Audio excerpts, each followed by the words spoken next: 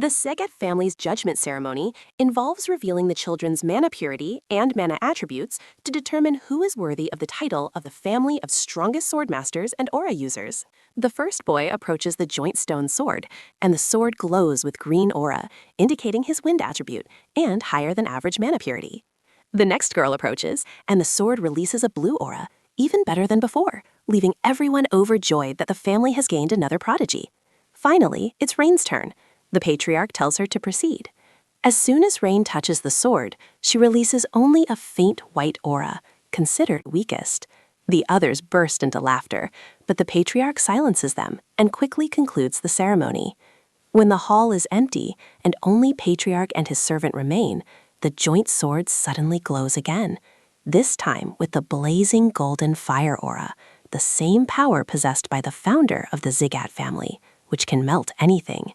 Patriarch is stunned and wonders how powerful Rain can become. But even Patriarch doesn't know who Ryan is. He's the reborn strongest assassin who was betrayed by his own master.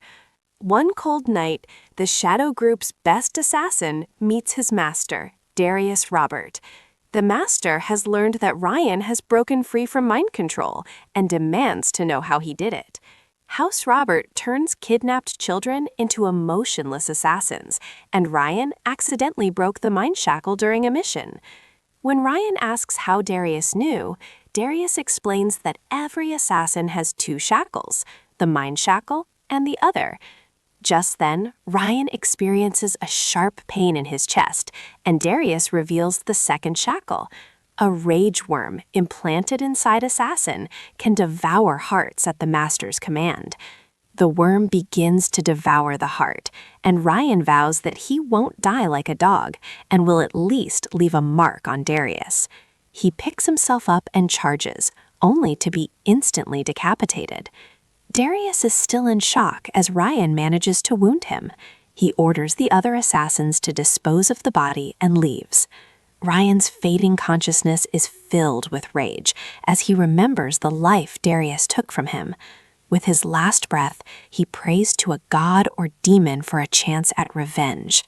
Just then, the trinket on his neck begins to glitter, and a strange screen displays, revealing that he has been... A being named Vrat has chosen, but before Vrat can descend, Ryan's body dies and the process is interrupted. Sometime later, a young woman is playing with her child, whom she calls Sunshine.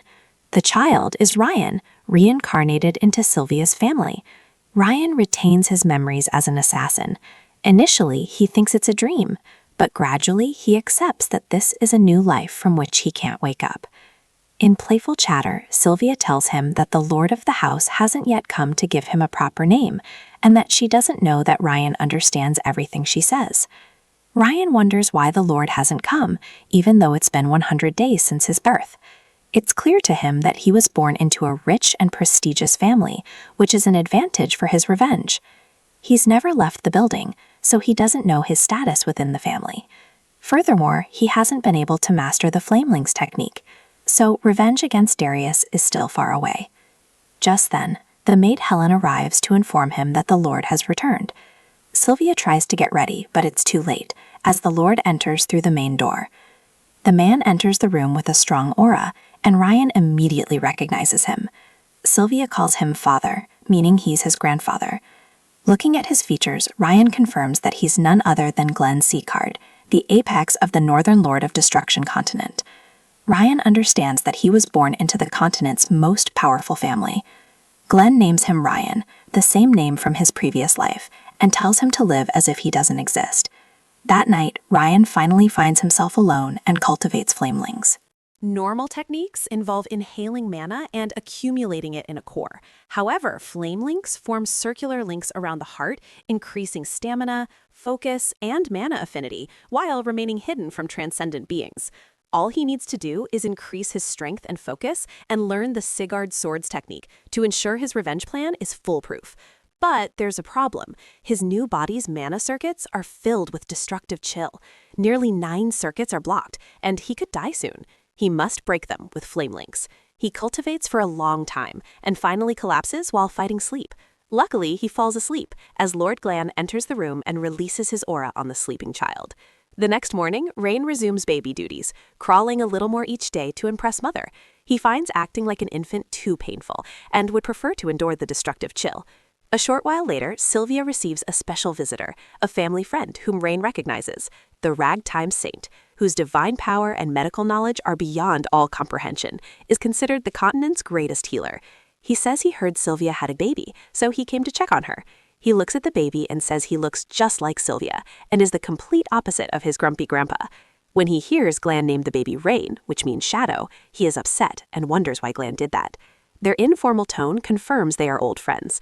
After a health check, Saint tells Sylvia that the baby has the purse of bitter frost. His mana circuits are blocked by the chill, and his chances of becoming a swordsman are slim. Without treatment, he won't live long. Sylvia, shocked, refuses, but Saint ignores, saying he'll bring medicine. The maid arrives and tells him Lord is calling him. Saint leaves the room. Rain, relieved that he's finally found the name of the condition, he begins to wonder how to handle it. Just then, a tear rolls down his face. He looks up. Sylvia is crying and says this can't be true. She says she won't let him die. For the first time, Rain feels a strange pang in his heart. He realizes he feels bad because he doesn't want to see Sylvia cry. He extends his hand, wipes her tear, and for the first time says, "Mama." This proves to be Sylvia's final threat, and she, ignoring the maid's protests, enters the room where Lord and Saint are talking. Her abrupt entry enrages Lord, but Sylvia yields and pleads for her son Ryan's life. Her plea continues for a while, but Lord Glan coldly states that it's pointless to save a boy who can't become a warrior and will be of no use to the family. When Sylvia reminds him that the boy is his grandson, Glan sticks to his earlier statement and orders the guards to drag him away. The guards drag him away, and Saint calls the Lord a stubborn fool.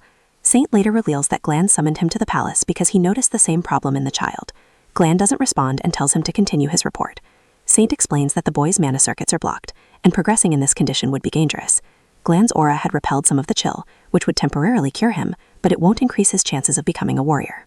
Then, in a strange twist, Glen says that it doesn't matter as long as the child survives. Saint taunts him that he's concealing his love for his grandson by maintaining a harsh exterior. When Saint asks why he chose a name like Shadow, Glen explains that years ago, the name used to mean the exact opposite. A few days later, Sylvia gives Ryan the elixir that Saint left behind. Ryan is delighted, as the fire-based elixir will help him overcome the chill of his mana circuits. Years pass, and Ryan turns 5. A system notification informs him that he has completed his second flame link, increasing his soul rank, mana affinity, focus, and stamina. This news brings him immense joy, and he suspects his rapid progress is due to system messages. The system, visible only to him and appearing shortly after birth, allowed him to check his status. The problem is that his stamina and curse haven't improved much, and he's only been able to survive thanks to the elixir, Sylvia, and the care of his maid, Helene. He realizes that he's only 5 years old and has time. He was the greatest assassin in his past life, and now, with the help of the flame cultivation technique, he can overcome his weaknesses, especially once he masters the C-card swordsmanship style. He understands that the only weapon to defeat a transcendent like Eros is patience. After a while, Sylvia lets him change his clothes, as they have a special trip to the destination. Discernment. To explain the ceremony, it's important to understand that the continent's balance forces are divided between 6 lords and 5 demons. Rain was born into one of those 6. Lords maintain positive influence, while demons threaten peace. The ceremony's purpose is to discern jewels from stones. Today is House Sighard's ceremony. Upon arriving, people look at Sylvia and her son with contempt and speak ill of their health. They even call Sylvia a failure. Some protest that it's unfair to allow a child of a failure to attend the ceremony. But Sylvia ignores them and moves on. Rain is affected by these comments, but Sylvia tells them to just focus on her. A short while later, the Lord arrives, and this is the first time Rain has seen him in 5 years. As the Lord takes a seat, a joint sword called the Sword of Discernment appears in the center of the chamber. It falls, and the ceremony is ordered to begin. This sword can reveal any child's full mana potential. The first child called is Warren Sighard. The ceremony is performed on young children because after the age of 4, the skull's futures are closed, and the mana potential is sealed. Warren touches the sword, and the sword emits high-quality light from every part, which people expect from Lord Karen's son. Then comes Runan Slan, daughter of the vassal house Slan. Purity of mana if the amount of light and the element is also visible. Runan also produces bright results and is called a prodigy. Rain understands that the crowd is crazy about the results, but he realizes that his circuits being tilted will lead to a poor result, even though he has completed the second flame link. When Rain is called, many look at him with disdain. Approaching the sword, Rain thinks it would be foolish to have high expectations, just knowing the element is enough. As soon as he touches the sword, a strange fire erupts from it, incapacitating him. Suddenly, he sees visions, terrifying monsters and a young warrior among them. He sees monsters towering over the warrior. Then the warrior lifts the fire-covered sword and strikes it to the ground, and the resulting explosion destroys the entire area. Then the vision ends, and the element is displayed on the sword. A bright light emerges, but only half of it, and people mock him. Glenn watches silently. Sylvia assures him of good health and takes him back to his seat. People laugh, wondering how a descendant of a house guard could have such a low result. They also mock Sylvia for simply giving his son golden hair and crimson eyes. Glenn orders everyone to remain silent and declares the ceremony over.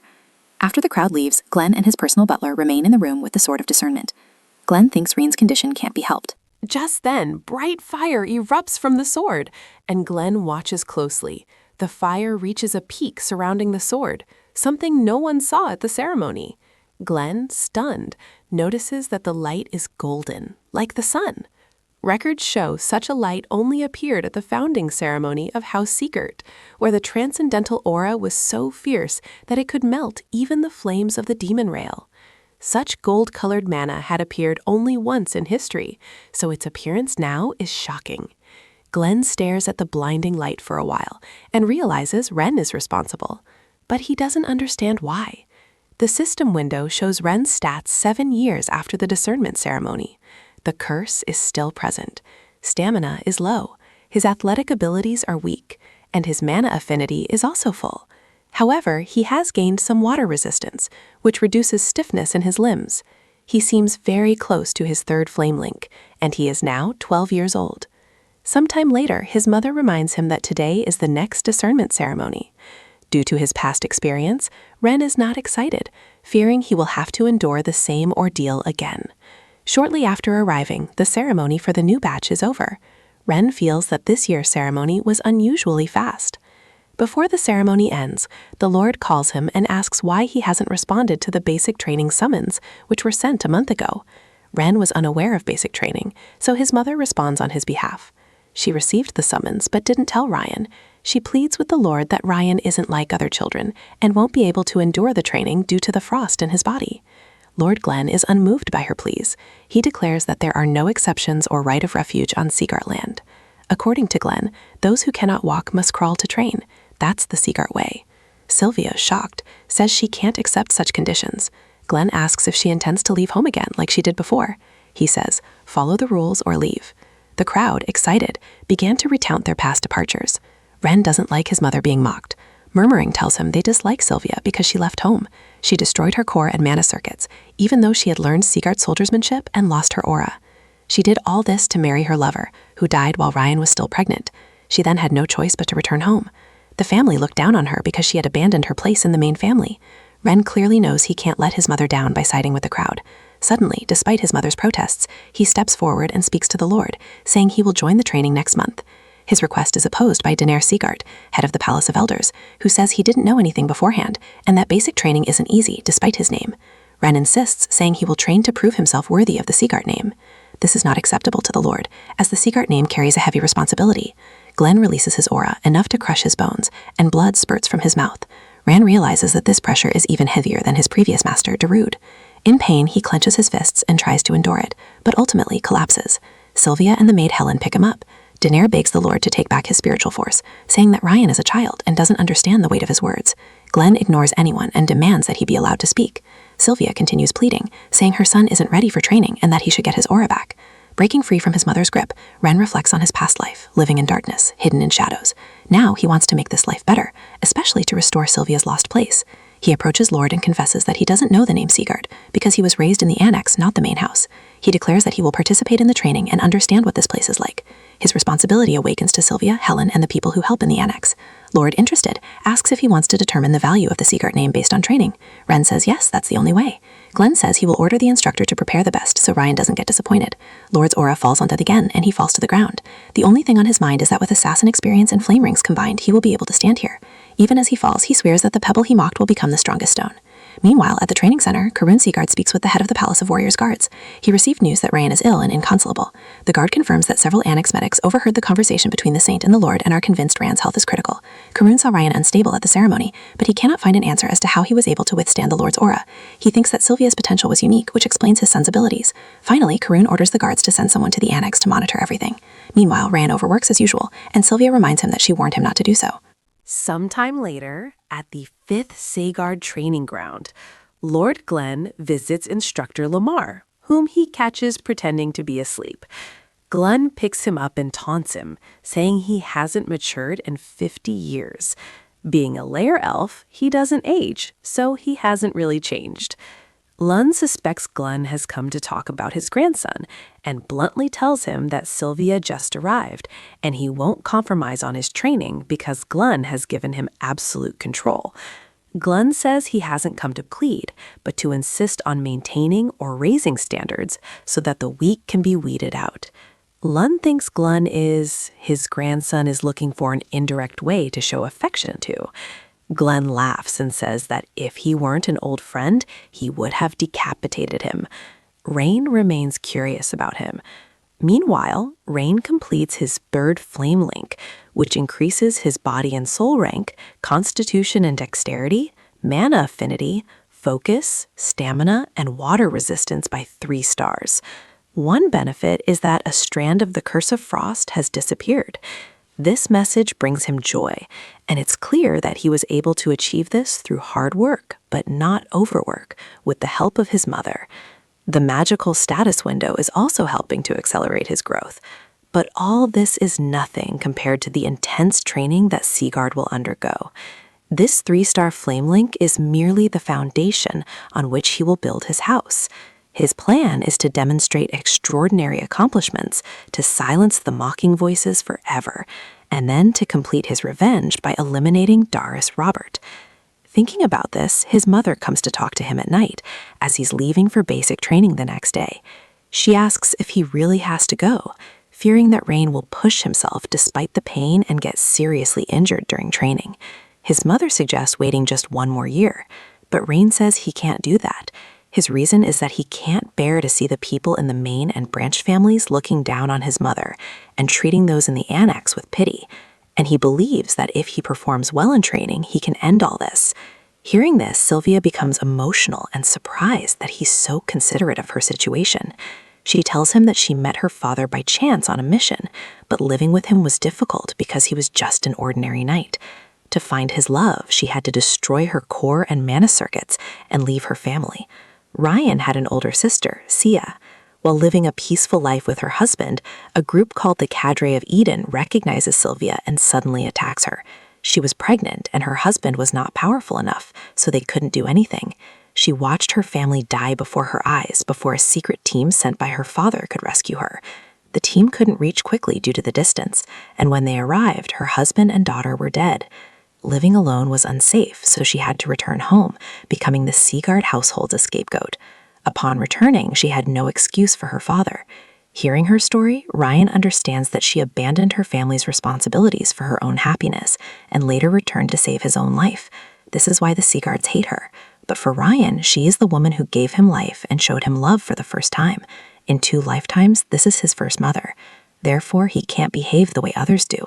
Suddenly, he asks if Sylvia regrets leaving home. Sylvia says no.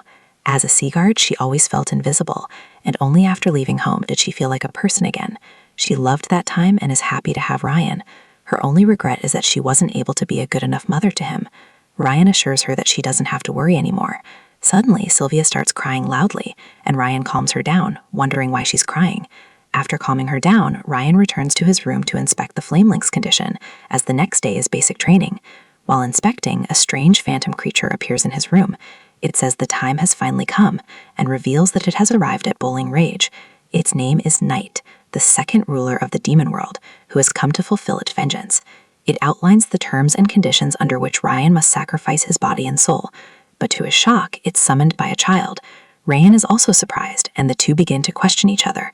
Wrath refuses to believe a child could generate so much rage. However, after further investigation, he changes his mind.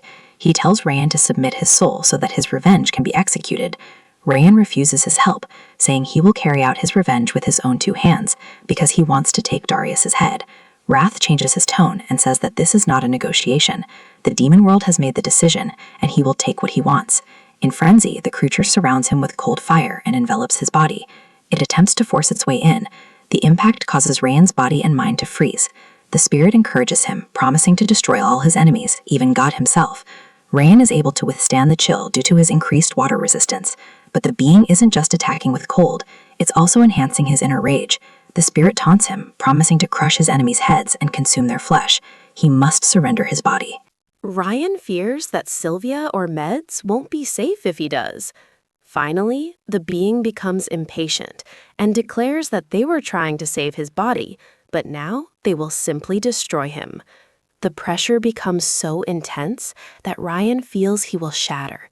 Before he does, he gets the idea to use Flame Link to lessen the burden, just as water resistance did against chill. He activates his Fire Link, and a bright light bursts from his body, shocking Spirit. He tells Rage how a mere human child can withstand their pressure. Ryan reiterates that he will avenge himself and will not give his body to any specter. Wrath becomes furious when he hears himself called Spectre and asks how he can insult the ruler of the demon world. Ryan mocks that he is not that great because he is unable to defeat him. Knight realizes that his full strength has not returned. Just then, a message appears on the screen about a new skill being unlocked. System Windows fill Wrath with rage, who claims that the system is his power. Ryan asks what connection the messages and status windows have to him, and Spirit explains that he created the system. Ryan wants to find out further why the system was created, but Wrath does not explain. When Ryan asks if the system was created to accelerate growth, Knight's expression changes, and Ryan understands that the answer is yes. The Flameling's effects are now stronger than in their previous lives. That was his purpose. When Wrath demands that he surrender his body or return the system, Ryan throws a mana-packed punch, but it doesn't work. Ryan realizes that controlling him is futile, so he wraps himself around Ryan's hand and transforms into a bracelet. He does this because it's only been a while since the seal was broken, and his true power hasn't returned. His plan is to wait until his power returns and then take his place. Ryan considers removing the bracelet, but realizes that this could cause the system to disappear or harm the spirit, Sylvia, or Helen. Therefore, he prefers to keep it close to keep him under control. Ryan asks why he made such a flowery bracelet, and Wrath insists that it's his choice. The next day, Sylvia is tense and Helen consoles her. Ryan comes out ready to leave, and both women have gloom on their faces. Helen advises him not to overexert himself, and he promises. Sylvia remains sad for a while. She then tells Ryan to give his best. After she leaves, Sylvia seeks assurance from Helen that her child will be fine. Helen says that Ryan's health has improved significantly, and he may be able to complete the training. This brings some relief to Sylvia, who had cried inside for a long time, extracting a promise from him that he wouldn't overwork or hurt himself. A little while later, several children gather at the entrance to the 5th training ground and chat among themselves. Meanwhile, Ryan stands alone contemplating that the training ground is not only occupied by members of the main and branch families, but also by vassal families and those outsiders who have received recommendations. Some boys gossip about Ryan's weak limbs and jokingly ask why he doesn't run away from training. They also comment on his flowery bracelet, which enrages Wrath, who showers them with abuse, but they are fortunate to be unable to see him. Hearing their conversation, Ryan approaches them and asks why they don't tell him to his face instead of crying behind his back. The boys are shocked and defensive, asking how a branch child who lives in the annex could talk to them like that, even though they themselves are branch children. When Ryan points out that only those who consider themselves superior to others speak such words, the boys become even more enraged, and one grabs him by the collar and threatens to remind him of his place. A mad glint appears in Ryan's eyes, and he cracks his fingers.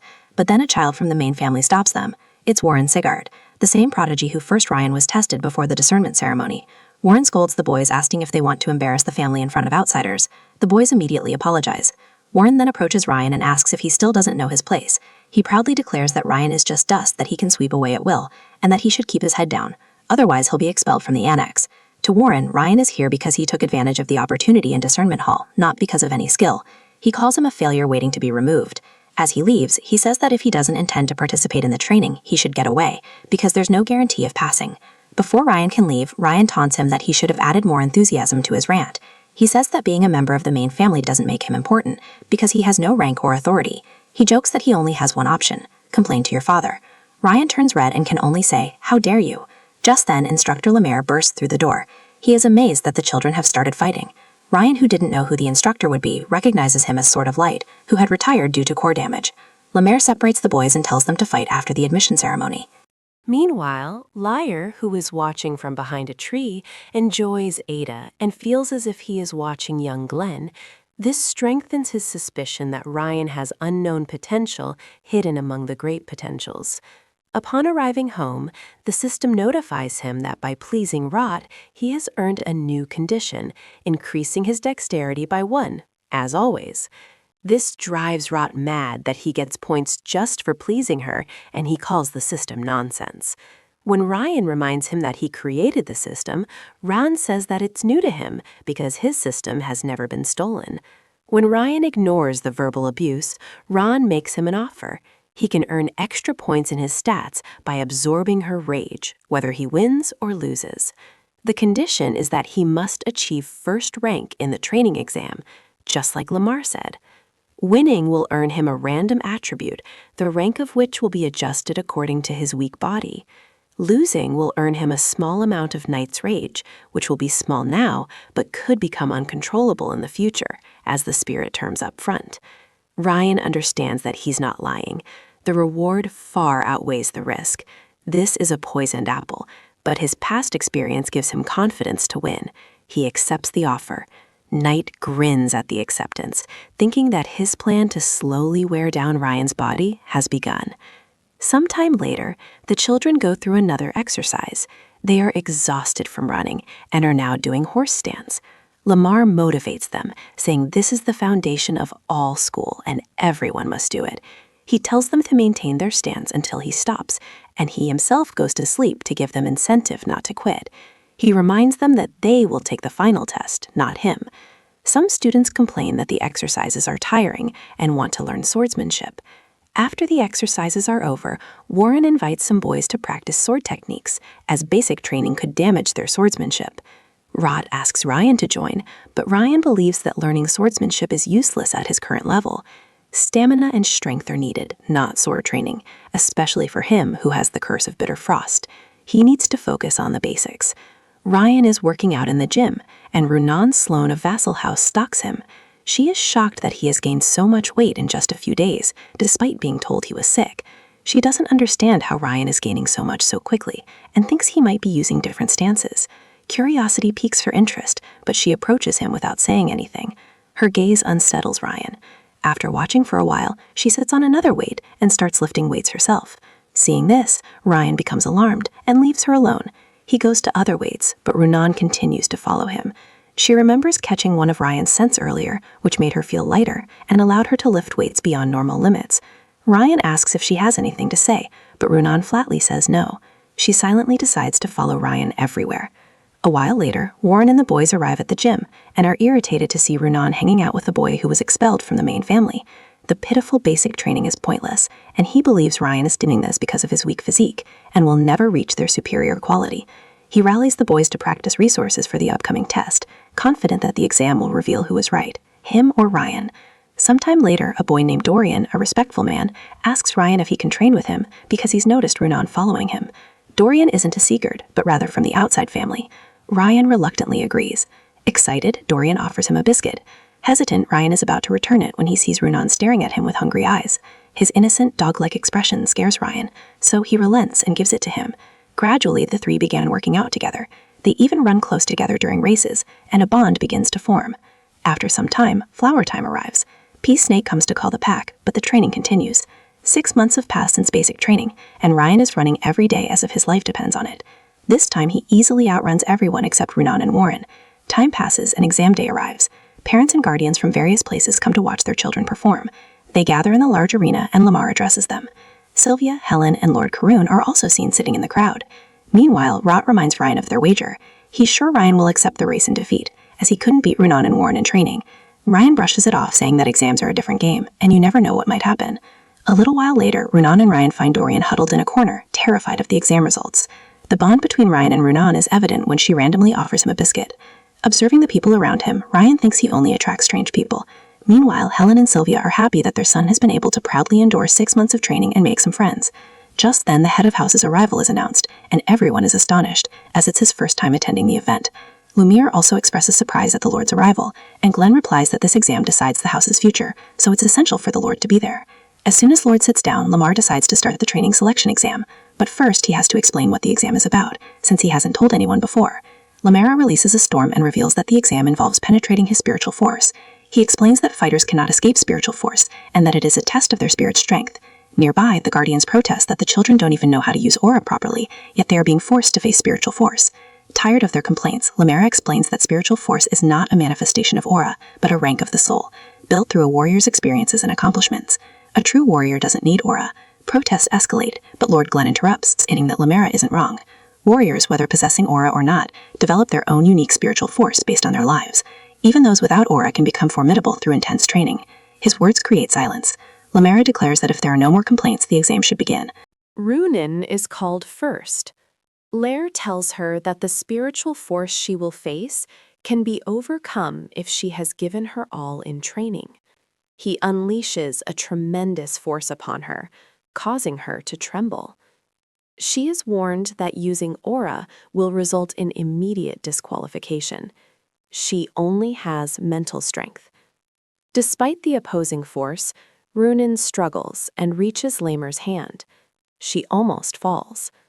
Lair then catches her and praises her efforts. Dorian is called next, drenched in sweat from fear. He too has to do the same, but he feels he lacks mental strength. Lair reminds him that Warren relies on aura when things get tough, and that using aura here will fail. Warren cannot fail. He remembers the coldness of his father, who harshly rebuked his older brother. He feels that if he fails, his father will abandon him too. He presses forward with all his might, and finally grabs Lamer's legs. Nearby, Lair advises him that he's only 12 years old and should stop pretending to be mature, and instead train appropriately. The last name called is Ryan Siegert. As he steps forward, a powerful spiritual force falls upon him, nearly knocking him off balance. However, the force's intensity is far greater than the other children's, worrying Sylvia and Helen. Even Lord Glenn is shocked. Ryan wonders to himself, is this really his test? Lair is doing this because he sees more potential in Ryan than Runin and Warren. He tells him to go all out. What matters here is not physical form, but the spirit's experience. Ryan has the advantage. He possesses not only the soul of Roa Siegert, but also the experience of the assassin Ryan. Amazingly, he cuts through the spiritual force and catches the Lord's attention. Unlike the others, Ryan doesn't falter. He rushes straight at Lamer and pushes him back. The scene is so shocking that the crowd erupts in song. Lamar and Lord Glenn are stunned. Ryan smiles and asks, "Did I pass?" The others can't believe this sick boy was able to do so much. Karun is also shocked. Lamar remains stunned for a while, wondering how a sick child who can't use his auras could endure so much. Finally, he asks, "What are you?" Ryan calmly replies, "My name is Ryan, the same child you've been watching for 6 months." Lair protests that he used spiritual force beyond Ryan's capacity to watch him struggle. Therefore, it shouldn't have been possible for him to penetrate him. Ryan's simple shrug at this only further irritates him. Soon, the time comes for Lair to announce the exam results and the name of the promised top trainee. Warren and his father become tense when Lair announces Ryan's name as the top trainee. Sylvia and Helen burst in tears with joy, their Ryan coming in first. People discuss these surprising results. Warren then loudly declares that he cannot accept these results because they are rigged. Lair is shocked by this accusation, and Warren then arrogantly declares that he is superior to Ryan in strength, constitution, and potential. When he speculates that Ryan must have used a trick or spell, some people begin to support him, asking how Ryan could have done this without the curse of Bitterfrost and aura. The protest grows so intense that even Lemaire's straightforwardness is questioned. Eventually, Warren proposes that the matter be settled through direct combat. Lemaire observes that Warren is doing all this because he wants the top-rank title, and leaves the decision to Lord Glenn. The Lord asks Ryan if he is willing to spar to prove the results are true. Ryan says he won't because the results have already been announced and he won't benefit. To settle the score, the Lord proposes that they spar for the top trainee title, with Ryan receiving a bronze medal if he wins. This catches Ryan's attention, as the gold, silver, and bronze medals awarded by House Sacred offer valuable rewards. This offer convinces him. The rules are set. Weapons and auras are prohibited for 1 round. Only physical body use will be permitted. The sparring begins, and Warren throws a rapid punch, which Ryan dodges near the nose. Surprised, Warren launches a kick, which Ryan blocks. Warren proudly declares his technique, the charging tiger technique, taught to him by his father, and he relentlessly attacks Ryan. The crowd believes Ryan won't be able to retaliate. Warren's pain is that a boy from a weak branch family is challenging him.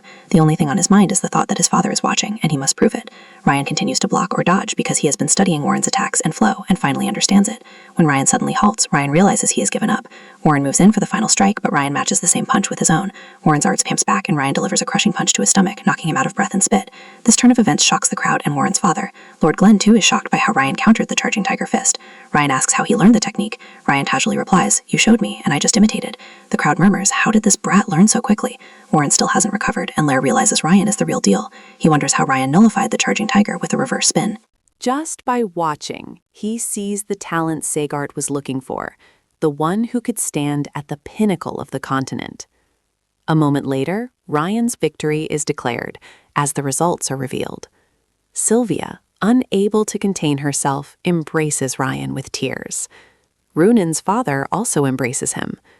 Warren, on the other hand, only finds his butler. His father turns his back, as he feared most. That night, a heavy silence descends on Warren's house. Finally, his father asks if he remembers how he told him not to achieve top rank and lose to anyone. He asks if Warren wants to embarrass him by underperforming Lorne Bratt, the son of a failure. He reminds him that he's already lost one opportunity, and his only chance for redemption is to win the title in his final graduation exam. He leaves, and Warren realizes he can't waste his last chance to live the life of a main family. Anger forces him to blame Ryan. He can't understand how he's fallen behind despite all his hard work. Wandering angrily, he reaches the gym, which is empty. Near the lockers, he peeks into Ryan's locker and is shocked. There are about 10 pairs of shoes there, and he's worn them all out in 6 months. He remembers how often he'd see Ryan training hard in the gym, while he himself was busy swinging his sword or relaxing. Warren realizes Ryan was showing true Sigmar attitude, not him, and quietly puts everything back and leaves.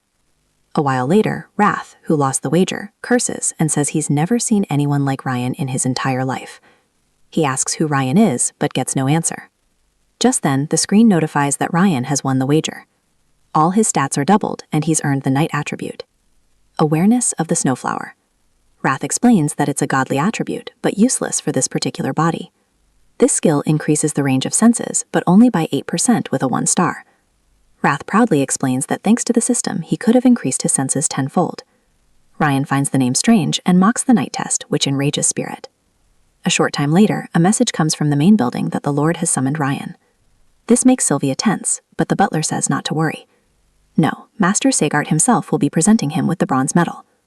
Upon arriving in the throne room, Lord Glenn seems dissatisfied with the situation, but he keeps his word and gives the medallion.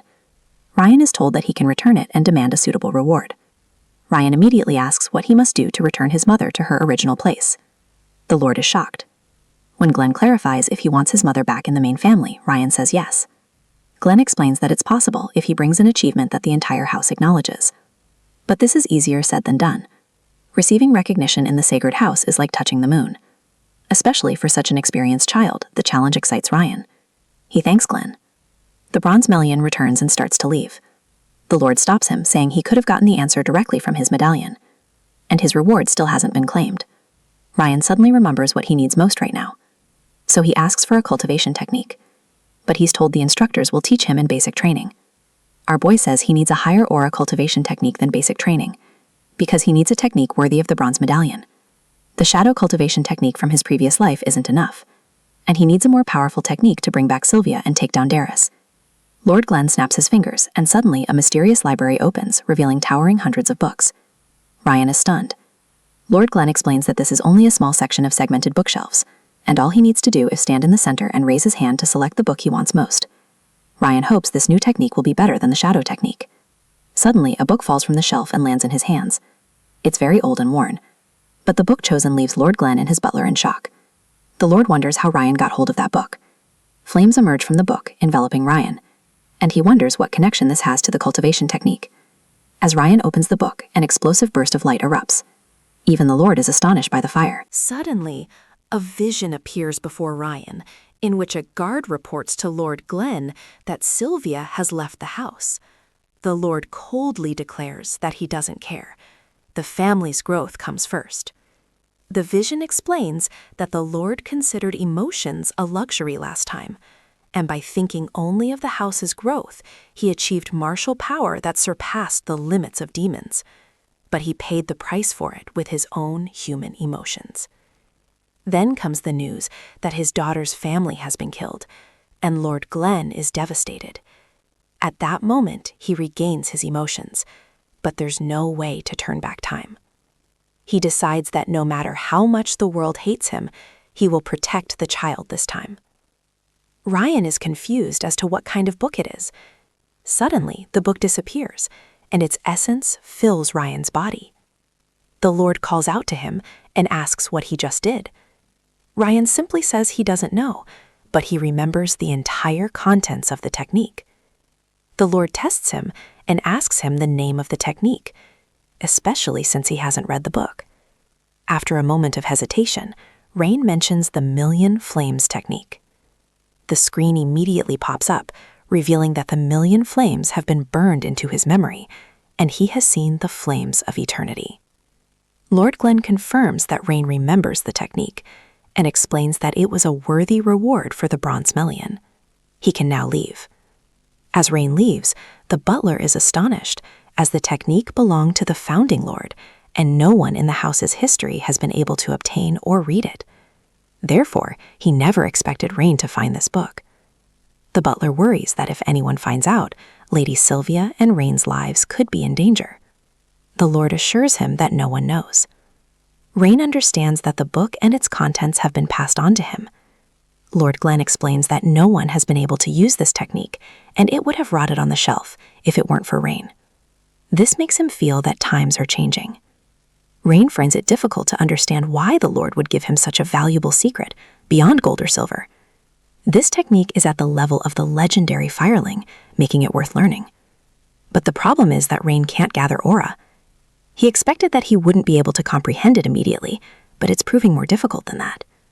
Wrath notices that things aren't going as he intended. Surprisingly, he advises Rain to try his best, as this is a rare cultivation technique, and if interrupted, the body could become invalid. The Golden Flames technique draws mana from nature and accumulates aura in the core. Therefore, a disturbance at a critical moment could break his core. Ryan warns Wrath not to interfere, but Spirit defies him and openly states that he will intervene at least once. Ryan says that if the body is invalid, it will be useless, but Wrath says that he can repair the body. Wrath sees this as a golden opportunity because a human will not survive. Ryan pretends that he is not afraid, but Wrath says, "Stop acting and tremble with fear, because I don't know when I will attack." For the first time, Ryan sees him as a real enemy. This is unsurprising because Wrath is a demon. The living eater of rage will devastate the body as soon as he gets the chance. Until now, Ryan hadn't noticed because Spirit was behaving calmly, but now he must maintain constant surveillance. Meanwhile, he notices another matter, a maid sneaking out at night.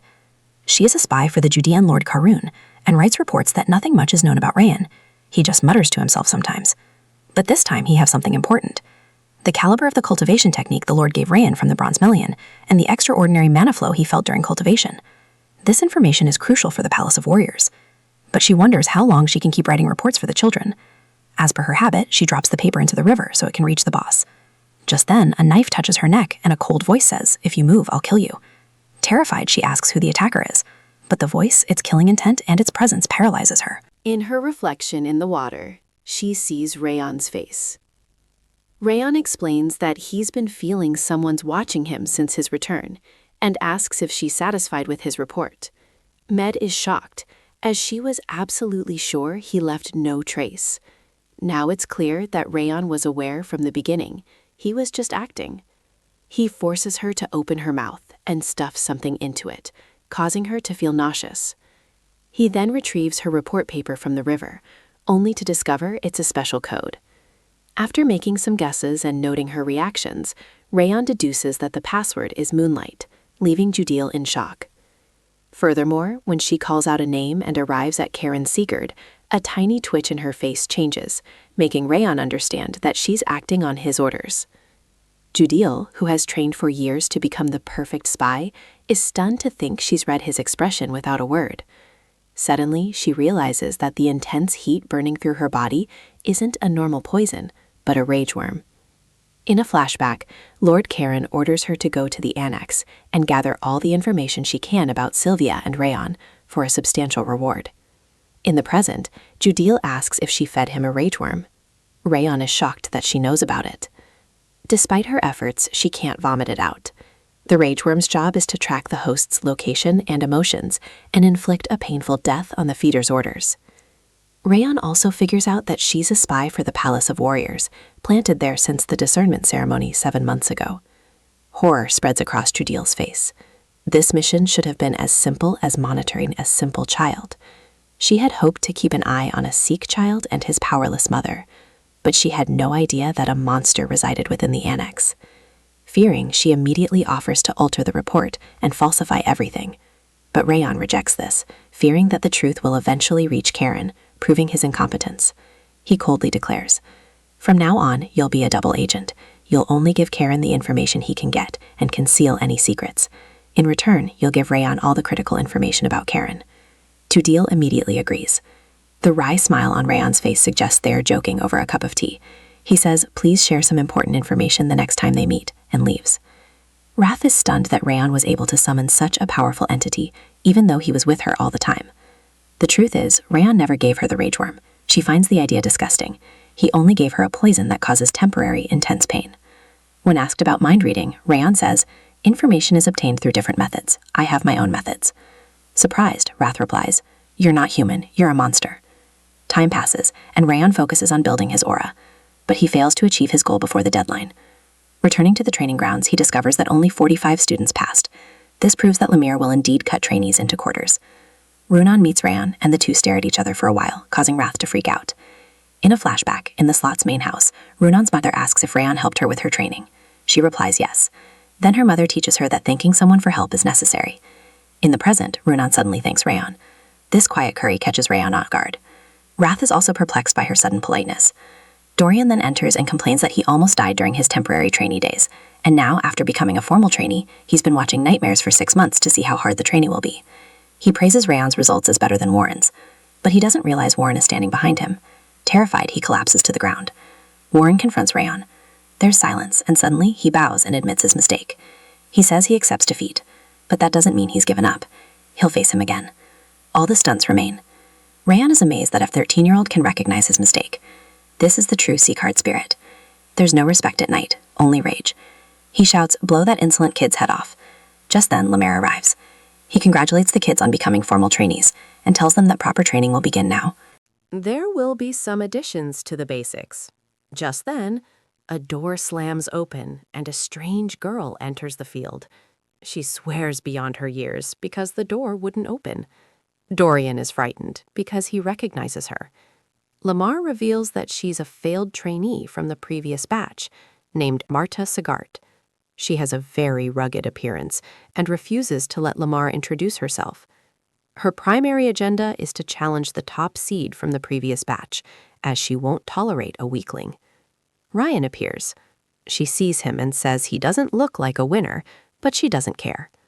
Warren calls out from behind and asks why she's behaving so disgracefully. Marta turns back and threatens her. "Watch your mouth or you'll die." Warren gently tells her that if she's challenging Ryan's win, she should remember that the result was approved by the chief instructor and Lord Sagart. She replies that she also heard Warren had a tantrum, so let him have his way. Warren publicly declares that he won't repeat his pathetic actions. Hearing this, everyone believes he's changed. Runan then intervenes and tells Marta to leave. Marta says it looks like a loser's family reunion, so she lets them go. But it was a distraction.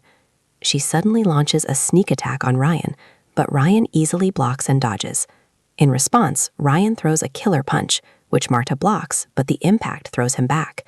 Satisfaction appears on Lamar's face and shock on Marta's. She charges again in anger, but Lamar stops her with a single blow. Lamar laughs and says, "I'm not good at ignoring you. I have feelings too." He explains that unlike Runan and Warren, Ryan hasn't even learned to use aura yet, so they'll fight later. Marta is forced to agree. Rot overreacts, asking, "Why did you leave him? Beat him and lock him in ice." Ryan calmly replies, "Violence isn't necessary right now. When he has what I want, I'll put the top trainee's title at stake. Patience is the key." Training then begins with stances, and the students get a 10-minute break. Warren, who is focusing on the basics, understands that it's not that easy. He's already learned the second form, which wasn't difficult, but the third form is more involved, and he's having trouble. Ryan, on the other hand, learned all 7 forms in a month, while it took Warren a full month to learn the first 7. He's worried that they'll be together in the swordsmanship classes. Warren isn't the only one feeling the pressure. He asks Marta, who is struggling herself, how she's coping. Marta curses, maddened by the thought that Rain is learning the fish technique for the first time, and yet mastering it so quickly.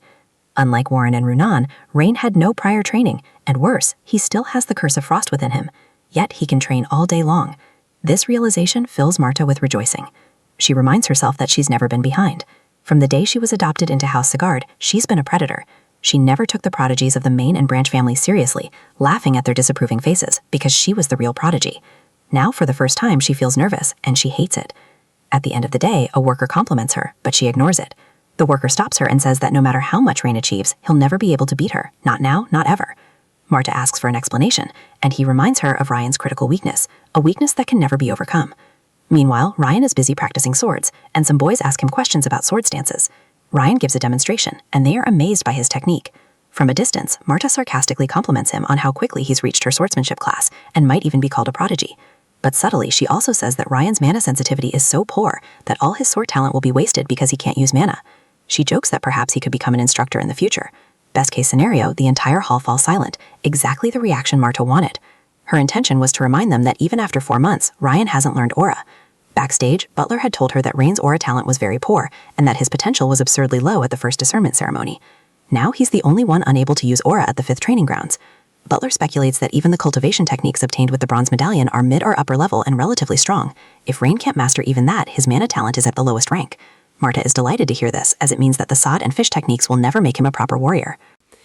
The truth is, it still bothers her that a failure countered her attack. While she's rejoicing over her words, she sees Runan glaring at her. When asked, Runan coldly forces her to leave the training hall. After training all day, Ryan decides to end the day. He enjoys learning martial arts because in his previous life, he learned techniques for survival and assassination. Now, learning real martial arts is fun. Rot is predictably furious that Rot didn't say anything when Marta humiliates him. But Rot pretends not to hear. He reminds Rot that fighting won't achieve anything right now. Suddenly, there's a knock, and upon opening the door, Runan stands there holding a box. Ryan is shocked to see her, and even more so when she opens the box and offers him a small brown confectionery. His assassin instincts stop him, but he doesn't doubt that Runan will harm him. He eats it and is stunned by the taste. Roth also says he's never seen such sweetness in the demon world. Both react like crazy, and Runan quietly explains that it's called ice cream. She leaves without turning around.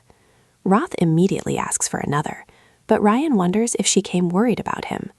Runan is a sweet tooth herself, so she gave him her last orb of ice cream. The thought brings a slight smile to his face, and he decides he must repay her somehow. Ryan returns home, and Sylvia reacts to him as if he's returned after months, even though he was only training for a week. He reads Judiel's monthly report and asks if she received any intel from the Palace of Warriors. Judiel explains that she was ordered to monitor Ryan's rapid martial growth, but his aura failure has dampened her interest.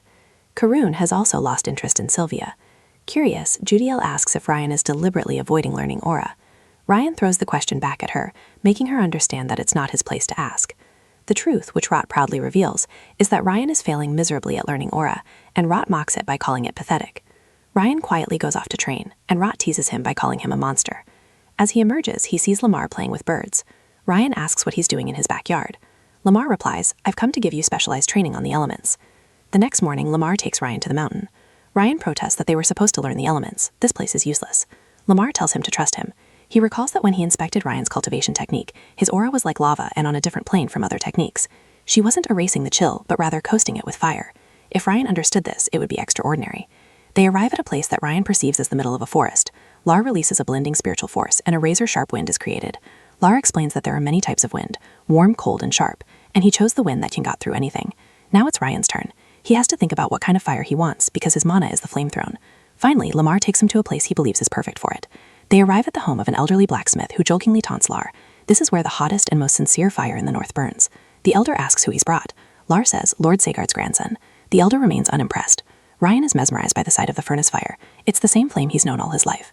In his past lives, he's seen many forms of fire, but the heat and intensity of this kiln is exactly the image he's been searching for. The old man says in a rough tone his name is Vulcan. From Ryan's past knowledge, Vulcan is the continent's master blacksmith, whose name resonates throughout the world. Legend has it that he forged Glenn Sagard's legendary sword, Heaven's Renown. Our boy bows and introduces himself, expressing his respect for meeting the great Vulcan. Seeing his modesty, Vulcan wonders if Lair mentioned anything about it. Lar denies it and explains that Vulcan is Sagard's retired master blacksmith, who's been feeding the flames for the past decade. This is the only place where Ryan can truly feel the fire. When Lair requests permission, Vulcan suggests they visit the workshop, but Lar protests as it would be dangerous for Ryan to demonstrate his cultivation techniques to others until he masters them.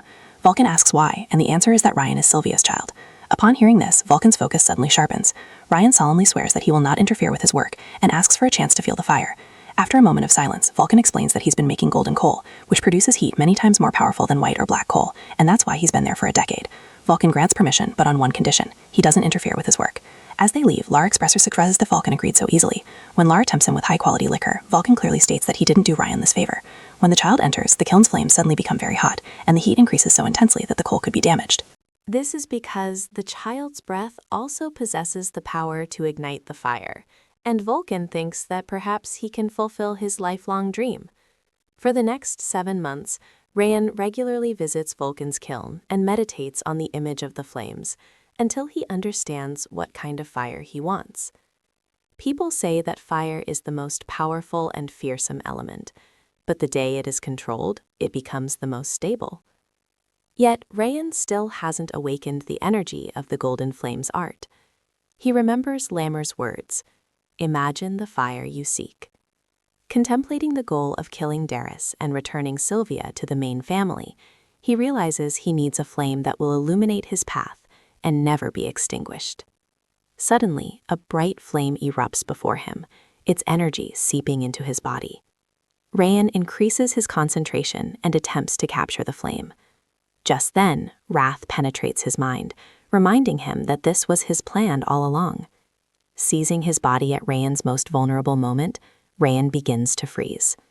The passage of time had made him forget the true nature of this demon. A shattering pain spreads through his body. He will die if he advances. He will die if he stops his cultivation. Now he has only one option: manifest his aura, or he will perish. The atmosphere is terrifying, and night continues to taunt him, insisting that his efforts are futile.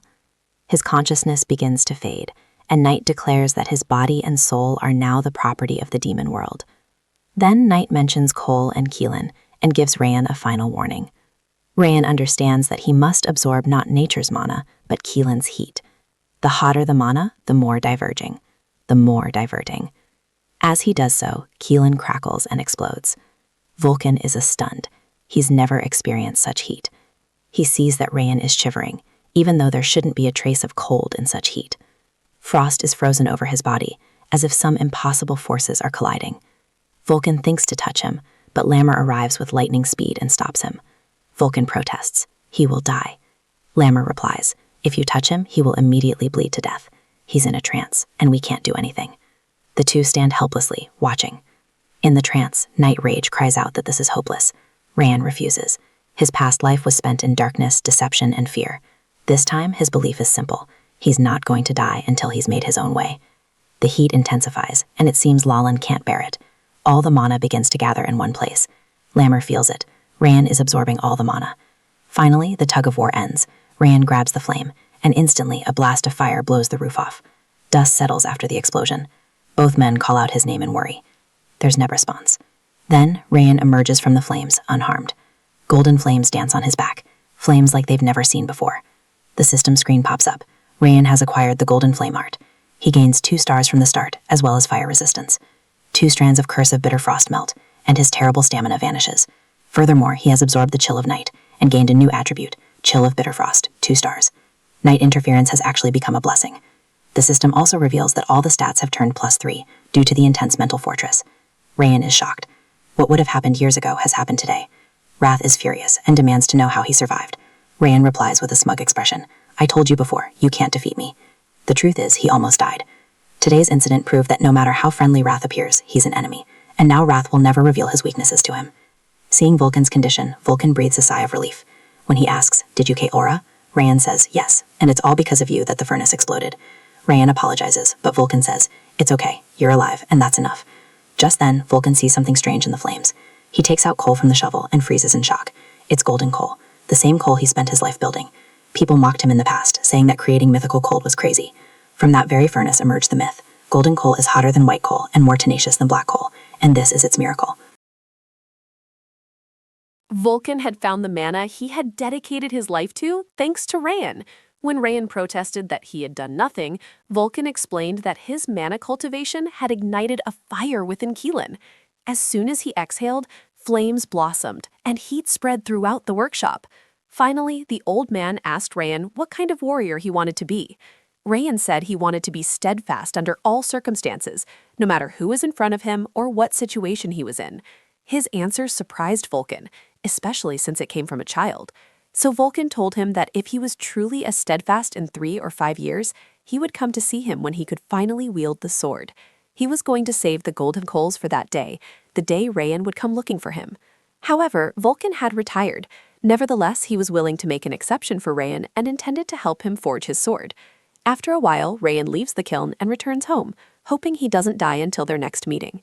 Meanwhile, Lamar rejoices that Ryan has finally regained his aura. Just then, Master Seaguard appears behind him, taunting him, saying that he must be relieved of having to come every day and worry about his grandson. Naturally, Lord Seaguard flatly denies his claims. Lamar ignores his denial and explains that the size and purity of Ryan's aura are no small feat. Perhaps this is because it absorbed all the heat from the kiln. Furthermore, the child immediately utilized his new aura, demonstrating its incredible potential. The Lord also noticed something else, the yogurt Ryan was wearing around his neck. He had completely taken her in. At the 5th training grounds, Renan was patiently awaiting Ryan's return, a box of chocolates in hand. Meanwhile, rumors were circulating that Ryan hadn't been able to cultivate aura in 7 months, and that Lady Marcia should now inherit the tight title, because Ryan didn't seem as important as before. Renan wasn't entirely taken by this, and thought of a way to help him. She also remembered her mother's advice, reward those you're grateful for. After a long wait, Ryan returns to the training grounds several months later, still reeling from the night, wondering why he couldn't defeat her. To his surprise, the first person he meets is Renan, who gives him a box full of oob ice cream. She was worried that Ryan hadn't been able to cultivate aura, so she urges him to be brave. Ryan thanks him for the last ice cream. Then Runan notices a refreshing scent coming from him, something she'd noticed before. Now it's stronger and more pleasant, but she doesn't understand why. Ryan thanks him again for the ice cream, and Brat, overjoyed by its incredible taste, immediately urges him to eat the remaining 2. However, this doesn't sit well with Ryan, believing Runan is giving him a treat that's very precious to him. So he scolds Brat for acting like a child, and instead of taking more, simply closes the box. This surprises Runan, who expected him to take more. When she asks if he's feeling better, Ryan replies yes, which makes her blush. His answer makes her very happy, and she happily leaves. Kensing thinks she can sometimes seem so mysterious. Marta rudely interrupts and asks what will happen to the friend who still hasn't made the aura and is completely left behind. That is, Ryan. As the students begin to murmur, Lamar calms them down and explains that his friend, fortunately, has already made the aura. This shocks Marta deeply. She begins to think about when did you finally create aura? Despite being surprised, she retorts that it took her so long to create aura. She reminds him that when they first met, she clearly stated that she doesn't take orders from anyone weaker than her. According to her, she's shown a lot of patience for Ryan to have held a title he didn't deserve for so long. But now, all that is about to change, as she is determined to finish him off in a spar. Warren extends his hand, drawing a dividing line between Marta and Ryan. He tells Marta to back off, saying that planning a spar in a month would be disrespectful, especially since it hasn't even been a full day since Ryan received aura. Marta mocks Warren's notion of honor, saying that honor is earned only by those who deserve it. She explains that another loser created an aura in a month, but their valedictorian took over half a year. The murmuring resumes, and Marta says that 7 months is enough to create an aura with a high-ranking technique. This proves that Ryan lacks talent. She tells everyone that a warrior who can't use an aura will never become famous, no matter how talented they are in swordsmanship. She even speculates that the instructor suggested a spar because the old rankings were flawed and he wants to create a new one, but Liar doesn't give a direct answer. For Marta, Ryan had held the title of top trainee for a long time, but his skills weren't up to par, and it was time for him to step down. She continues, saying that the winner of the spar could take the top trainee position, but Ron rejects her suggestion. Ryan says it's impossible to sit at a gambling table without money, so why should she risk her position if she's not offering equal value? Instead of admitting defeat, Marta says she probably thinks everyone here is on her level. Ryan then asks her if she's afraid. His words infuriate her, and she decides to play his game, as this will be the last game she'll ever play. To get him into bed, she offers him the 9-blossom spill, a drink her father gave her. It's an aphrodisia that enhances both physique and aura if Ryan wins. Her offer brings a smile to Ryan's face, and he reminds Brat that he said he'd show him something more exciting by getting Marta to do something. A month later, sparring time arrives, and Marta is happy that she can finally repay the favor. She's never been beaten by anyone, not in the back alleys, and when Ryan hit her, that was the first time anyone had succeeded. 8 months later, she was getting a chance to avenge that humiliation. Ryan had only learned to use aura a month earlier. She was confident that sparring would be a walk in the park for her, having been using aura for 3 years. It was clear to her that Ryan had no potential, but she still remembered that she had to strengthen him quickly because someone was still to be rescued. As she progressed, she grew with the complete certainty that today is Ryan's end. On the day of the match, the other kids were asked to watch the fight to help them spar and formulate their own strategies. Warren and Dorian were called in first, but Dorian forfeited before the fight even began, shocking Lamar. Dorian made the excuse that he wasn't feeling well. He's feeling very sick and hasn't slept all night. As always, the irritable knight says that if Dorian were his subordinate, his head would be rolling on the floor. Lamar clearly sees that Dorian is making excuses, so he tells him to try, because even if he loses, he'll learn something. The sword fight soon ends. Dorian falls to the ground and surrenders. Lamar points out that Warren still can't control his emotions, and that if he fought properly, he would have won the fight within 5 moves. Warren, meanwhile, vents his frustration on Dorian because he just ran around the entire fight and didn't fight properly. After this, the next names are called, Runin and Crane, the same Crane who had previously had problems with Ryan. As the fight begins, Crane quickly launches the first attack. Runin doesn't dodge him, but instead counters with her sword. Her counterattack is so precise that Crane's sword flies from his hand, stunning him. Before the fight can escalate, Lear stops the fight and gives his assessment. He explains that Crane is too tense and needs more flexibility when holding his sword. Runin, on the other hand, had a good counterattack, but he didn't allow his aura to reach the end of the sword. The next pair is then called, and the final pair is Ryan and Marta.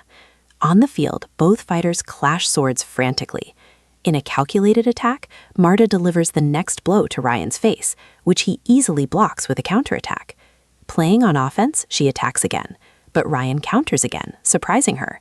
After nearly being hit by one of her counterattacks, she retreats and admits she didn't expect him to be able to counter every blow.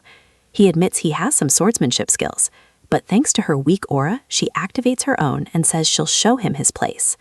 Once again, intent on the kill, she lunges head-on at Ryan, getting close enough to knock him out with one final blow. His body had already read her movements, so he immediately blocks the attack, as usual. However, this time, the force of the attack seems more intense as he continues to block her attacks. Marta taunts him, asking how long he'll keep blocking, because using Aura requires even more innate talent than swordsmanship. As the battle becomes fiercer, she reiterates that someone who hasn't even developed a small aura in 7 months can never become a warrior. When she tells him to give up before he crushes her, Ryan goes on the offensive for the first time, forcing her to block an attack. Her talk of his talents and family talents tire her out, but she jokes that it's because he doesn't have any.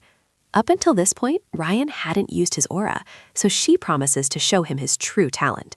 Instead, Ryan says he'll show her something more important than talent. Just then, a bright golden flame surrounds him, and he finally activates his aura. This sight leaves Marta stunned as Ryan activates the first flame of the Million Flame arts. Still stunned, she wonders what these flames are and realizes that this fire is dangerous because it doesn't look ordinary. This fire is terrifyingly beautiful to her, but also clearly mysterious. Sweat breaks out on her forehead, and she grips her sword even tighter, unwilling to back down. Seeing the situation turn dire, she uses her trump card. Solid Stone Stand's Focal Point. Focal Point is a special art that concentrates aura in one place, and Ryan understands that being able to use this skill at such a young age demonstrates incredible talent. It's clear that she's going to put everything into her next strike. Before the attack, Marta acknowledges her strength, but clearly states that despite having aura, he won't be able to withstand her next attack. She immediately charges toward him and swings her sword. But Ryan doesn't back down. When she's inches away, he blocks her attack with his sword. Just then, an explosive force erupts, shattering the ground, leaving the surrounding students stunned. The entire field is shrouded in smoke, and the students can't see anything. When the smoke clears, Marta is revealed lying on the broken ground, her sword broken, with Ryan standing over her. It's a huge shock to the other students that Ryan defeated Lady Marta. Her sudden use of this mysterious aura seems even more incomprehensible to them. Despite being unconscious, Marta's fists remain clenched. To Ryan, her mental fortitude seems more impressive than her skill and talent. That same night, Lord Glenn receives a report that Ryan crushed Marta with the aura she had been refining for 4 years. Lord Glenn confirmed that the flames she saw on the day Rain acquired the aura were extremely beautiful, and their power far exceeded their size. Seagard's family seems to have learned all this, so he asks Lord Limer to guide Ryan so that he can move forward without becoming overconfident. He also inquires about Marta and knows that she has taken a heavy impact, but with some rest, her injuries will heal. The real problem is her psychological addiction, and they can only hope she recovers from it. Meanwhile, while Ryan is gardening, Wrath is as angry as ever and scolds her for not doing the work properly. He continues to threaten to turn her into an icicle if she doesn't do it properly. Ryan isn't afraid of him at all and tells him to stop being tough. But Wrath says his courage is only because he's hiding behind his water resistance, which has recently increased like a coward. In fact, his water resistance increased because Ryan took the 9-blossom pill with water the night he defeated Marta, significantly enhancing his abilities. He completed his 4th flame link, which enhanced his body, rank, and soul. Strength, constitution, and dexterity also increased. His entire athletic ability vanished. His previous mana affinity improved, and his water resistance increased. To be precise, the pill had brought all his hard work to the surface. A lot had improved, but the one that stood out the most was his water resistance, which had reached 4 stars. It was because of this that he was able to dismiss most of Knight's rage as cute tantrums. Today was his last day off, so he came home to take care of the flowers and relax a bit. Even while working, Wrath constantly nagged him and told him the correct way to thin the soil. When Knight complained that he should have sifted the soil with his hands instead of a spade so that the nutrient-rich dirt would reach the flowers, Ryan wondered how he knew it so well. In the demon world, Knight had filled a flower bed with ice flowers, and the other demons had praised him, and he never stopped repeating this. Suddenly, Marcia arrives, and Ryan asks her what she's doing there. Instead of answering, she looks him up and down, thinking how childish gardening is. Although she knows he doesn't usually behave like someone his age, she suddenly announces that she wants to fight him again. Ryan thinks her refusal to accept defeat is pathetic, but she protests, saying she's only come to find out where she stands. Regarding her interest, he asks her what she'll get out of it, as the loser must bring something to challenge the winner. When she insists that a fight doesn't require payment, he declines her offer. This upsets her, as she was adamant about fighting him. She considers crushing his flowers to anger him, but she soon realizes he doesn't have a particular fondness for them. He was simply caring for them for his mother, and this irritates her even more. Finally, she decides to leave, but then Sylvia comes out and greets Ryan. She asks him who his new friend is. Pointing to Marta, Sylvia assumes Marta is probably Ryan's new friend in training. But Marta recognizes her. She was the same woman who left home for love and then returned to save her child. Marta feels awkward, but her courage to save her beloved child seems brave to her. Unfortunately, Sylvia seems to have seen Marta before, so she recognizes her and introduces herself. Ryan, tensed by this conversation, makes it clear that they are not friends and tries to stop her. Despite this, Sylvia goes to Marta and inquires about her health after her fight with Ryan. Marta says she's fine, which relieves Sylvia. Sylvia explains that she heard that her older brother, Daniel, had adopted a talented child, and that the child seemed as beautiful as he was talented. Marta is embarrassed by this sudden attention. Sylvia asks her why she's come to their house. Uneasy, Marta lies, saying she came to deliver a message, and tries to leave, but she doesn't realize she's about to get into big trouble when Sylvia grabs her hand and insists she have dinner with them. She says that Ryan's friend can't be allowed to leave without hospitality. Despite her protests, Marta finds herself sitting at the dining table with Ryan and Sylvia. Ryan can't believe his eyes, as he never imagined the day would come when Marta would sit so obediently. Meanwhile, Sylvia tells her that Ryan loves meat tubes. Their conversation continues, and soon Sylvia learns that Marta is a year older than Ryan, 15 years old. Sylvia gives her motherly affection and asks about her training. While Marta is eating, Sylvia tells her that the meat at their place isn't as good as the main house and can be a little tough, so she lovingly pats her and tells her to eat slowly to avoid stomach aches. Sylvia's words remind Marta of something her mother used to tell her when she was very young. After finishing her meal, she thanks Sylvia for the delicious meal and leaves. Sylvia is happy that she enjoyed the food. She says she hopes she and Ryan can remain good friends. Meanwhile, Ryan still can't understand why Marta is so quiet. Just moments before, she'd gotten into a fight with him, and he's certain she hit her head somewhere. When Marta returns home, she clearly realizes Ryan must be thinking she's gone crazy. But she acted this way because Sylvia reminded her of her mother, and she couldn't push her away. Eating with Sylvia reminded her of the days when she used to eat with her mother, when she was kidnapped by some thugs from the Witch Blood Church and later adopted by Dyer. Marta had promised herself that she would never give up until she found her mother. She had kept that promise until now, never losing a single fight until her loss to Rain. The Siggards had adopted her because of her potential, and if she continued losing so badly, they might kick her out. Although her father, Dyer, is a gentleman, she still wonders if this was all a ruse and she'd lose her last hope of finding her mother. A pang runs through her body at the thought that she should never have lost to Rain. As she enters, a worker named Camel tells her that Lord Dyer has written a letter for her and was waiting to deliver it to her. Sweat beaded on her forehead as she wonders if the letter is about the spar. Opening the letter, Dyer congratulates her on her first defeat and writes that one defeat doesn't make her a failure, so she needn't worry. He advises her to reflect on why she lost to Ryan so she can use it as fuel for her growth. He also apologizes for not being able to speak to her in person, as his mission has dragged on. Finally, the letter states that the investigation into her birth mother's whereabouts is still ongoing, and Denai urges her not to give up. In response, Marta asks Camel to convey to her father that she is deeply grateful for his letter. As she goes inside, she thinks about the humiliating defeat she received from Ryan. As she cuts her hair, she decides not to ignore her defeat, but to move forward, as she cannot shame her father. She is clear in her mind that if she ignores it, she will be stuck here and never again be able to look into the eyes of her father, who trusts her so much. She decides it's time to leave her pathetic past behind, start from the basics again, move forward, and make herself stronger. The next day, the students at the training center are shocked by Marta's sudden change in behavior. When she goes straight to Ryan and tells him that instead of offering a half-hearted apology, she will live up to her own words. The loser must follow the winner's orders. She leaves Ryan stunned as he didn't expect her to actually follow her words. Ryan thinks that perhaps Marta has changed in such a short time, as she has shown maturity beyond her years. But when he sees her kick Dorian when he gets in the way, it becomes clear that her change is only for him, not for others. Soon, the new year arrives, and many things quietly begin to change. Against everyone's expectations, Marta continues to listen only to Ryan. Warren learned to lead the trainees with a more composed and level-headed manner, and Runon's sword became sharper and more precise than ever. Meanwhile, Ryan continued training as if his life depended on it. In one practice session, Ryan mastered the new riverwalk technique so well that the students were astonished, having only learned it for a few hours.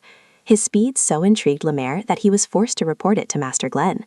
Lemaire believes that Ryan mastered the technique through visualization, which is quite unbelievable. Lord Glenn becomes irritated by Lemaire's constant ramblings and asks if he is his butler, who talks only about Ryan in every meeting. Lemaire does not take this comment to heart, as he is certain that Lord Glenn is also interested in these stories. The frantic movements of many of the staff in the small mountain house are evident. This makes Lemaire believe they're preparing for something.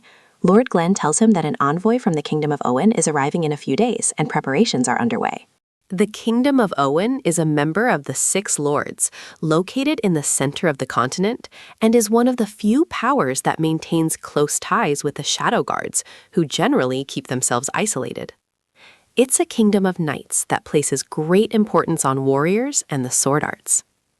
The envoy's representative was supposedly the third prince, but the person coming is actually Duke Tartan, who recognizes him as a psycho. Lord Glenn instructs Lammeriear that the trainees and all the training grounds must maintain discipline, as the third prince will be bringing with him the knights and training of Owen, who will want to observe the trainees and instructors. Under these circumstances, shards must not appear disgraceful in any way. This piques Lear's curiosity, as the third prince of Owen is about Rain's age, and he thinks this could be quite an entertaining sight. Seeing Lear's strange expression, Lord Glenn worries that he is planning something, but he cannot quite understand. When Lear returns, he informs the trainees that on that day, in the presence of the third prince, there will be sparring sessions with the knights and training of the kingdom of Owen. The trainees are shaken by this sudden information, but Lammerrear reminds them that a warrior must always be ready to swing a sword, even if he had just gotten out of bed. As the students murmur among themselves, they discover that Prince Owen was about to go to the 6th training grounds. They wonder why this sudden change. Some time ago, Lamar had secretly met with the third prince. He had made an unimpressive visit to the 6th training grounds, and Lamar had suggested that he visit the 5th training ground if he had time, promising to show him his true strength. It was clear that Lamar had deliberately informed them of the competition that day. Shortly after, Prince Owen and his knights enter the training ground. Third Prince Gry du Owen introduces himself to the trainees. When Rain sees Gry, his strength for his age and his presence, which can be felt at a glance, astonish him. Lear, clearly wanting to pit Rain against Gry, asks him if he would be willing to spar with the prince. Meanwhile, Rain thinks that going against the prince would be a good way to test his coordination of the Riverwalk technique and the ignition sword arts. He immediately agrees, which pleases Lear, who sends Vance trainees to fight on his behalf. Before the fight, Lear also tells the boys that he has bet his entire salary on their victory, so they must either win or be prepared to die if they lose. The students are nervous, but eventually, under Rain's leadership, they gather to fight. Before the fight begins, Rain tells his teammates to pay attention to their opponent's trembling hands, revealing that even though they stand tall in their fancy uniforms, they are just as nervous.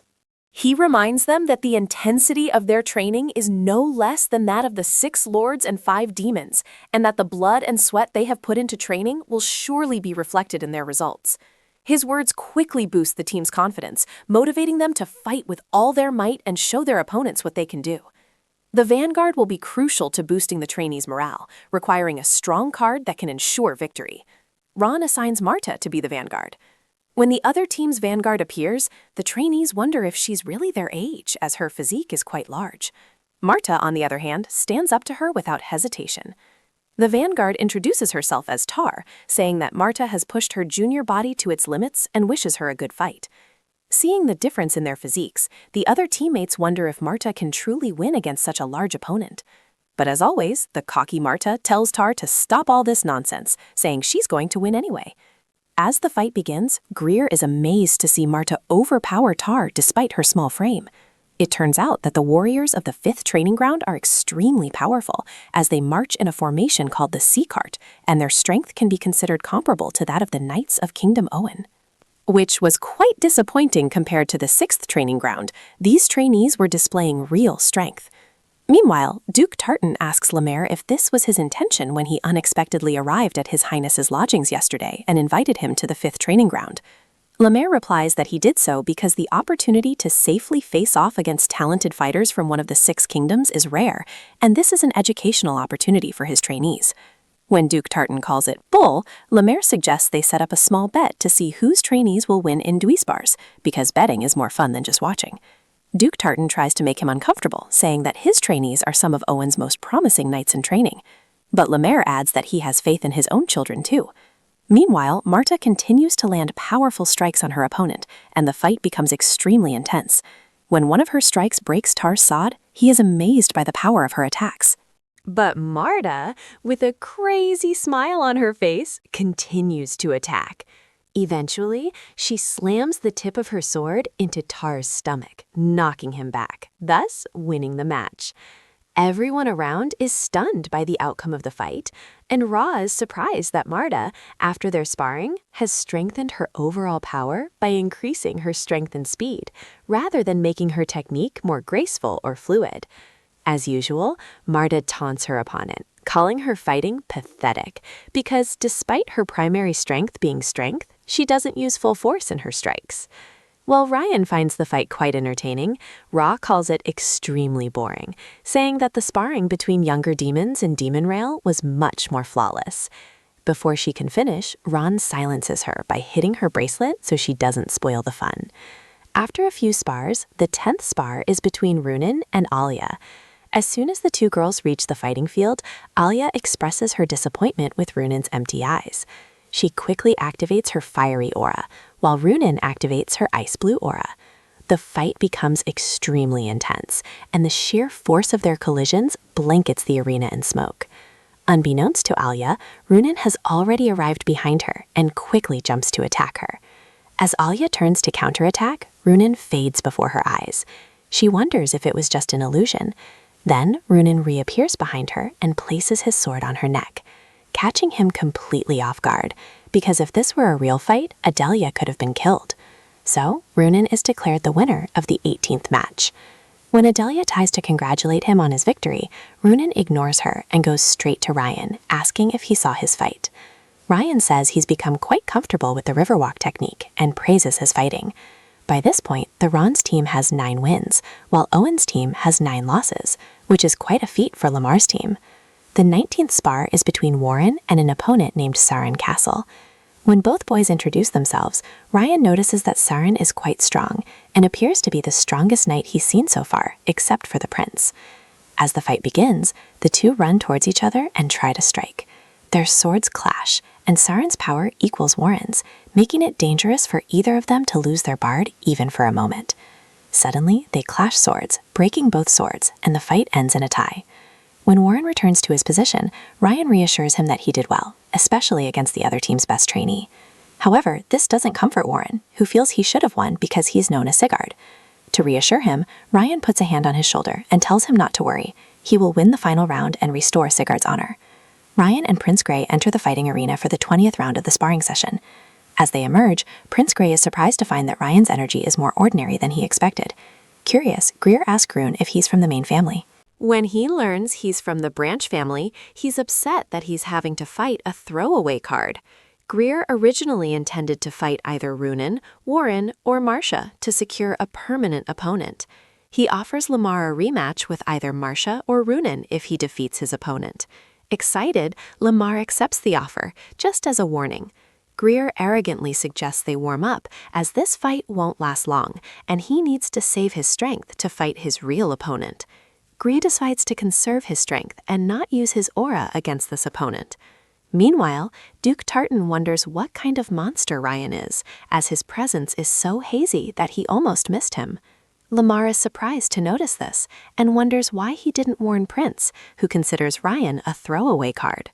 Duke Tartan explains that he isn't warning him because, despite being Owen's future, Greer has never tasted defeat, so he should experience defeat in a safe environment.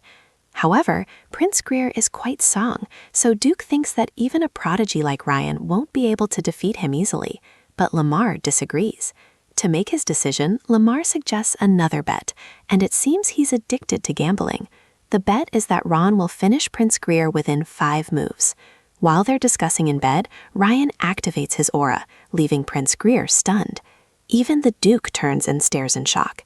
Ryan passes by Prince like lightning and lands a staggering blow to his side, sending him crashing to the ground. The fight is over in mere seconds, and it becomes clear that there was no need to bet on the 5 moves. Prince suddenly realizes that he misjudged Ryan, and that's why he came out last, because he was the real force. Duke Tartan finds it hard to believe that Ryan is just a trainee, as he has already mastered his steps and sword technique. Ares Ryan then turns and starts to leave. Prince Greer protests that it's still not over. As Lemaire tries to explain that the spar is over, Greer insists that he didn't use his full strength, and that if he had known, he would have gone all in from the start. While he's still speaking, Marcia calls him an effing loser because he's crying instead of admitting defeat. She adds that he reminds her of another loser, alluding to Warren. When Prince Greer recognizes her as a warrior who fights for Vanguard, she tells him she can't help but be harsh, and that if he's not prepared to endure abuse, he should pack up and leave. Idelia is enraged by her words and asks him what audacity she has to speak to royalty like that. But Marta clearly states that she's a member of the main family and has nothing against her. Lemaire quickly calms everyone down and asks Ryan if he wants a rematch. Ryan replies that the outcome of the fight has been decided, especially since he's been bet, and there's no point in continuing. Suddenly, Prince Greer accepts defeat, especially since he failed to recognize Rain's ability and dismissed him before the match even began. Greer declares he's ashamed of his behavior and throws his sword to the ground, begging Rain to fight him again, saying he'll regret it for the rest of his life if he keeps going. After some more pleading, Rain is surprised by his humble attitude, as he only thought of him as this arrogant prince. So he accepts his offer to fight again. They prepare for the fight again, and Greer clearly realizes that the reason for his previous defeat was his inability to recognize the powerful opponent standing in front of him. This time, he decides to go all in and delivers a stunning outburst to Aura. This outburst surprises even Rain. Even Marta is surprised, as she had no idea Greer possessed such potential. Despite Duke Tartan's protest to prevent Prince Greer from using his stance, he presses forward, determined to fight with all his might. At that moment, Knight arrives and taunts Rain for failing to recognize that his opponent was concealing his strength. Meanwhile, Ron remains completely calm, confident that he can still win. When Knight calls it bull, a wager is set between the two. If Rain defeats the third prince, whose aura is now much stronger and his physique more developed, he will receive 4 pledge points. However, if he loses, he will lose 10 points from Knight's race. Sparring soon begins, and Prince Greer launches his first attack.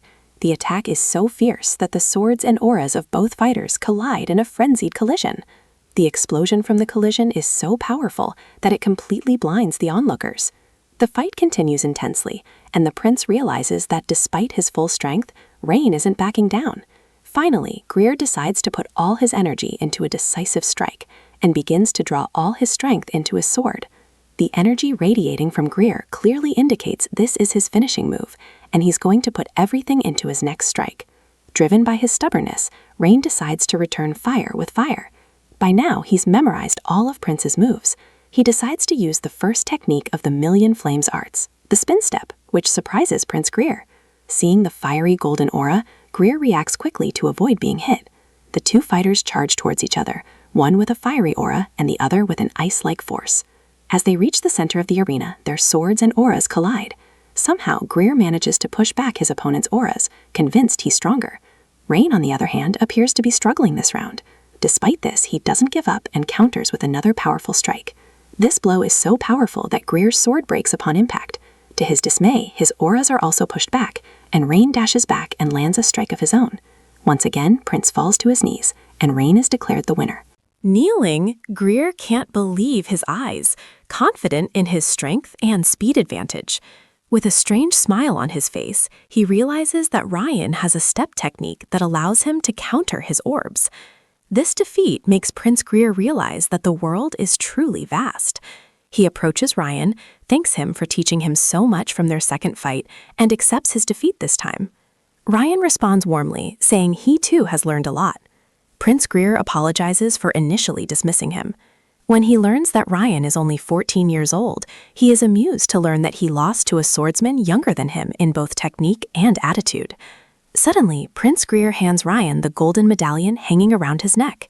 Ryan hesitates to accept it, but the prince insists, explaining that it is proof that he will fulfill any of his requests, no matter what. Ryan wonders why the prince is giving him such a precious thing. Greer explains that this match cleared his mind and led him to a realization. It was a privilege for him to lose to such a swordsman.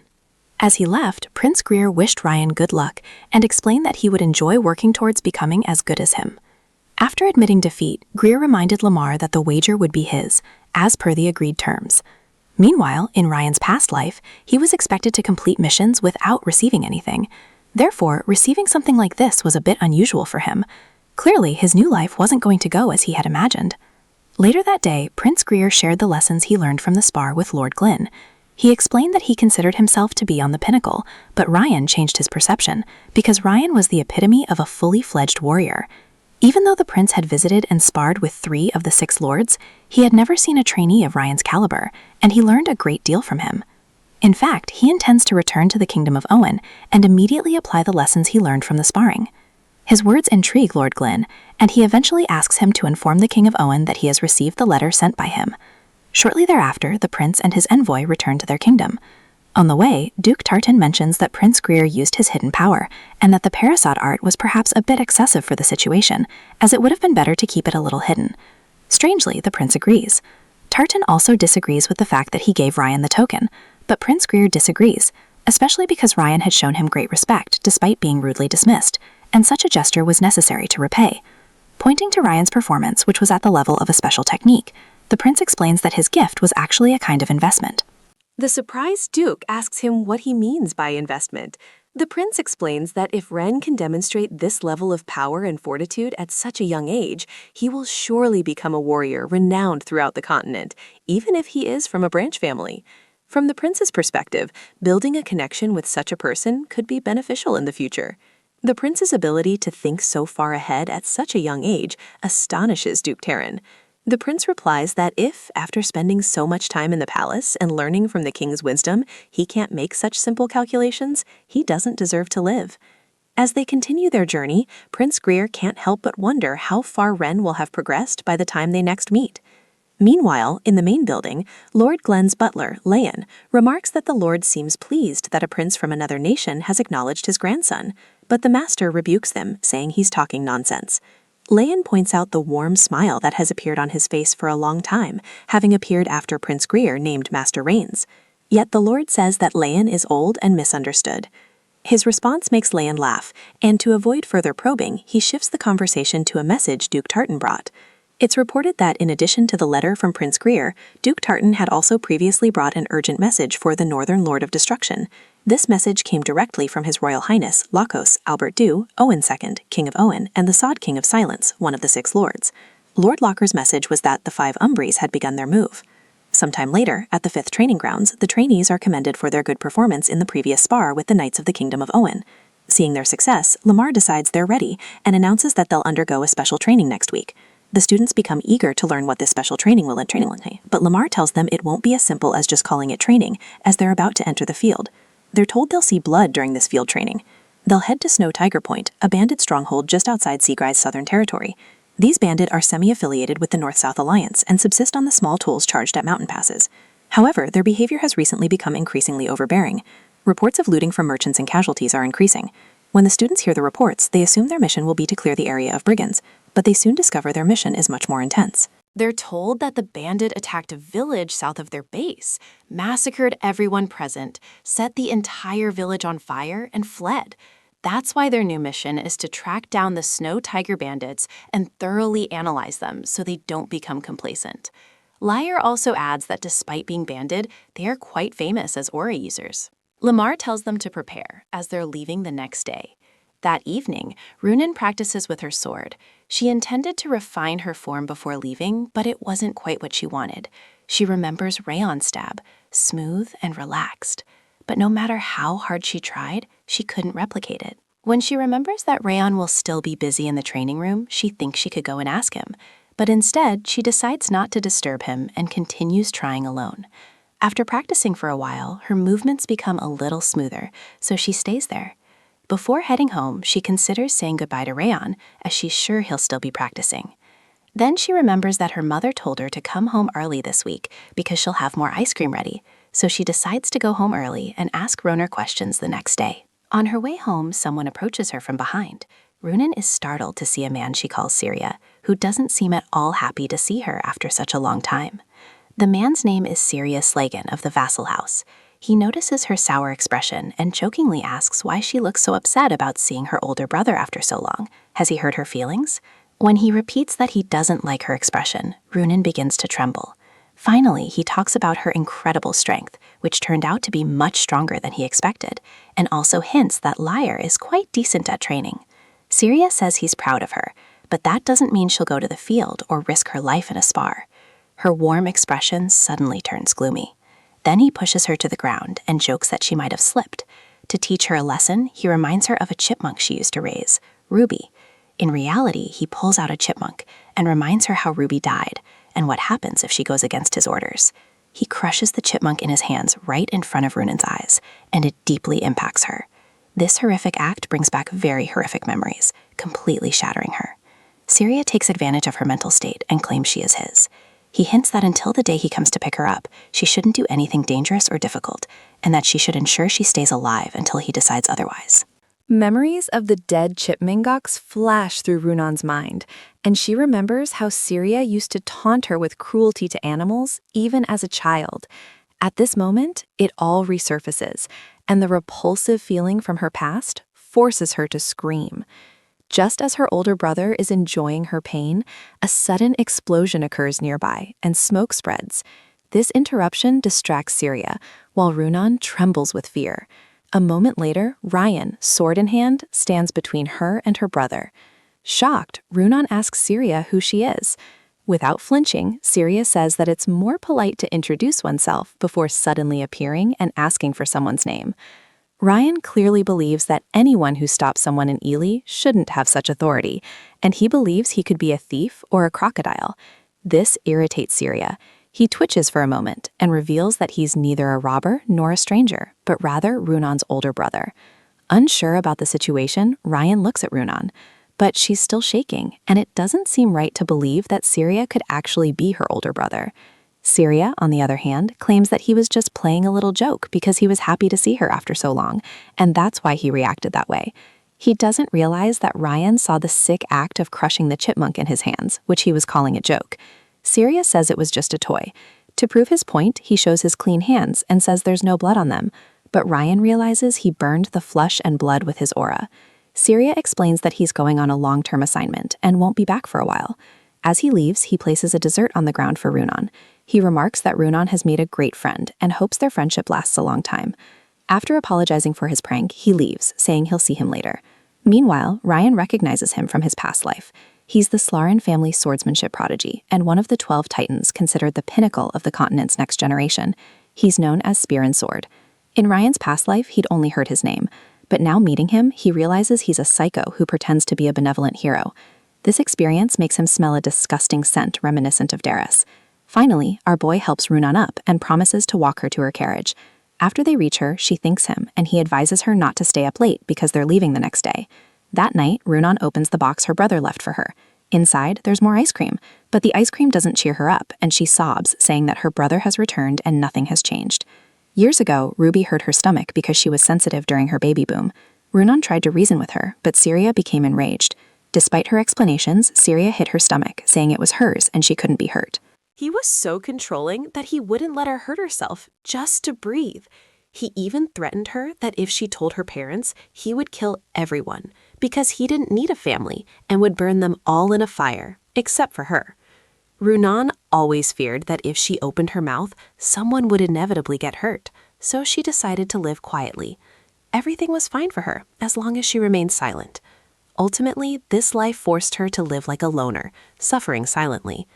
But after getting to know Round Seaguard, she realized she wasn't alone. When she understood what kind of person he was, how hard he worked, how many hard times he had faced, and how he had changed the thinking of others through his pure effort, she felt she could change too. That's why she was trying her best to change herself along with him. But now she feels that perhaps she won't be able to. The next day, the trainees depart from the southmost part of Seaguard Village for Jarton Village. After exiting the portal, they soon arrive at a location where Lair informs them that they will be spending the night there. It's said that they left the training center in a hurry through the portal. Everyone is advised to get plenty of sleep as this will be their last rest before the mission begins. Shortly after, one of the locals escorts them to their lodgings. After settling in, Ryan thanks Knight for alerting them to Syria's presence, as otherwise he wouldn't have noticed. Syria was deliberately concealing his presence. Wrath replies that it was nothing to the girl who gave them the orb ice cream, as Syria said his mission was long-term. Clearly, he won't be back for some time.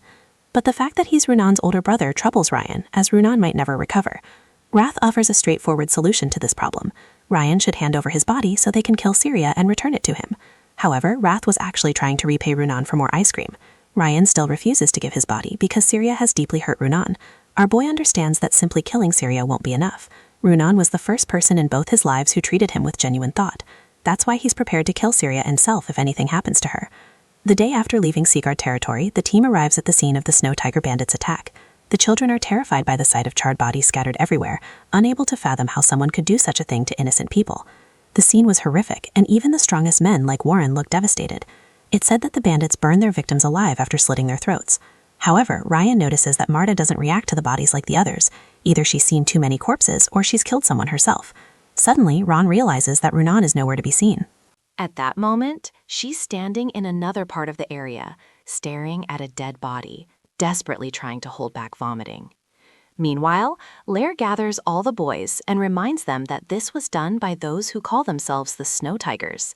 He deliberately showed them this place so they wouldn't be put off when they encountered them. The children are also given a silent whistle that doesn't make a sound when blown, but instructors can detect it, and upon hearing it, they will rush to their aid in case of danger. They are reminded not to expect any mercy from the bandits and to try their best before relying on Whistle.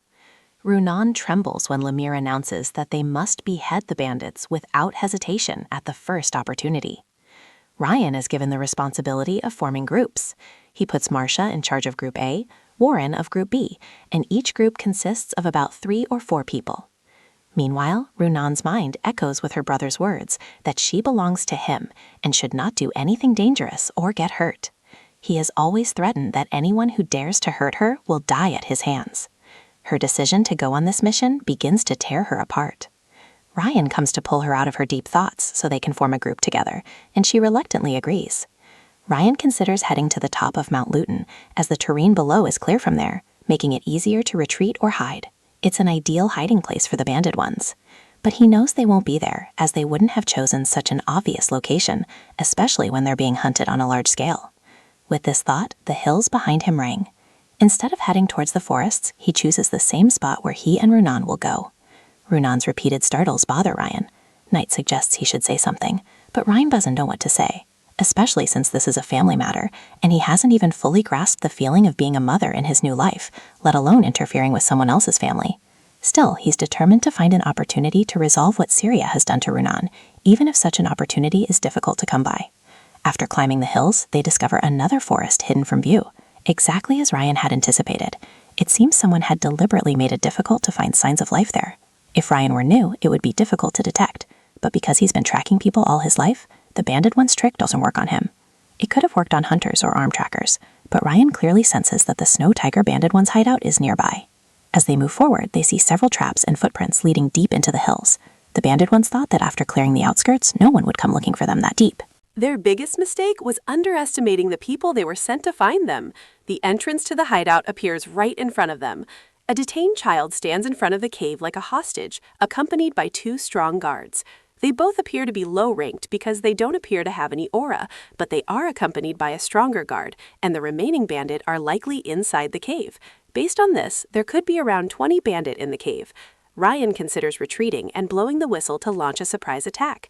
However, the hostage child appears to be in very poor condition and appears to be dying of hypothermia. It's clear that he won't survive until reinforcements arrive, so Ryan decides the best course of action is to rescue the hostage and quietly eliminate the guards in front.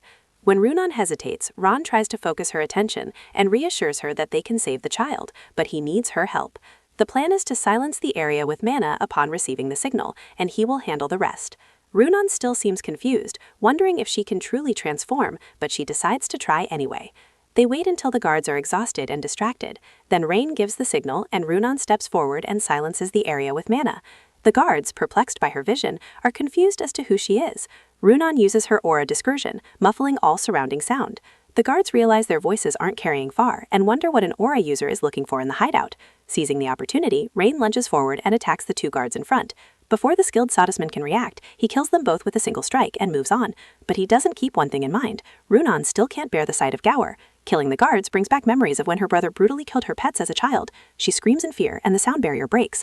Things escalate as the sound barrier is broken. Runan is frozen in fear, and they are about to be discovered. In an instant, the Sodisman strikes Runan on the head, thinking he's weak, and Ryan is left alone before he can reach Runan. Runan reaches the man and throws him to the ground. He threatens to break a bone every time he speaks without being asked, demanding answers. Just then, Ryan notices that the sound barrier has been re-erected. He looks at Runan, who is still trembling with fear, yet he feels proud that she persisted with the mission despite the crippling fear. When Runan frees the little boy, Ryan confirms that they are indeed Snow Tiger bandits. He discovers that there are about 89 of them, and that there are more scattered throughout the forest, just as he suspected. He also discovers that there's another hostage inside the cave, Hulkrat. The rescued child reveals that the other hostage in the cave is his younger sister, and pleads with them to save her. Filled with compassion, Runan promises him that they will save his sister. But Runan doesn't find this promise wise, as they are clearly outnumbered. When Runan suggests calling for backup, Ryan agrees and blows the silent whistle. The liar proves true. The whistle is so silent that even Ryan can't hear it. The problem is that someone inside the cave detected the sound and alerted the others that the pursuers have arrived. Ryan is surprised that someone so far inside could pick up the sound when he couldn't hear it even when he was nearby.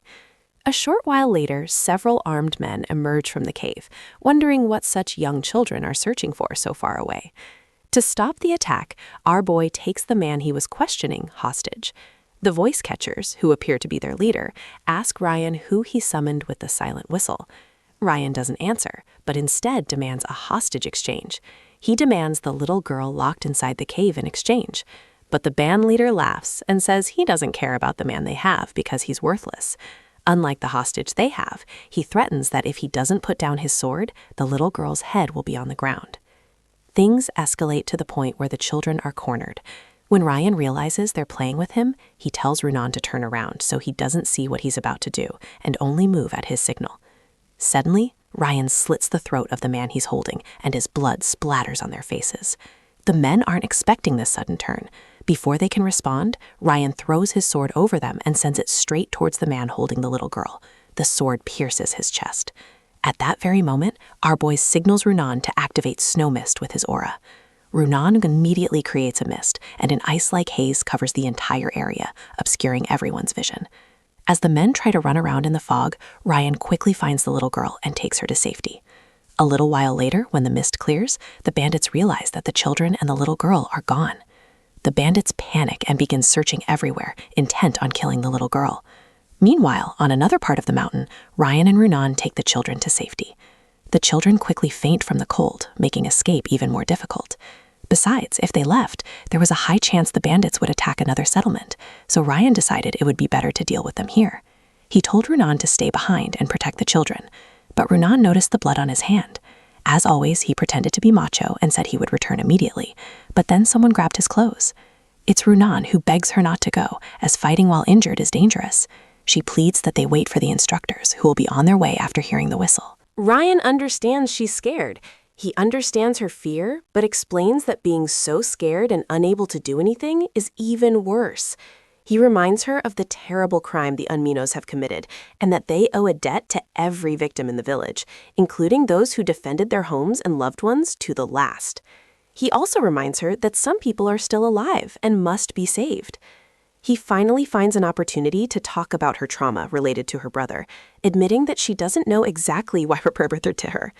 He explains that the more she fears him, the more this fear will grow, and if she keeps running, this fear will haunt her for the rest of her life. She listens calmly. When he explains to her that only she can save herself and those she loves, Ryan tells her that the direction she will take now is in her own hands, and he hands her an object he took from his court. As she watches him walk toward the bandit hideout, tears well up in her eyes. She thinks about his words. She truly wants to change and break free from the skier. She doesn't want to be trapped in her past any longer and wants to protect what is precious to her. She accepts that she can no longer live in this darkness.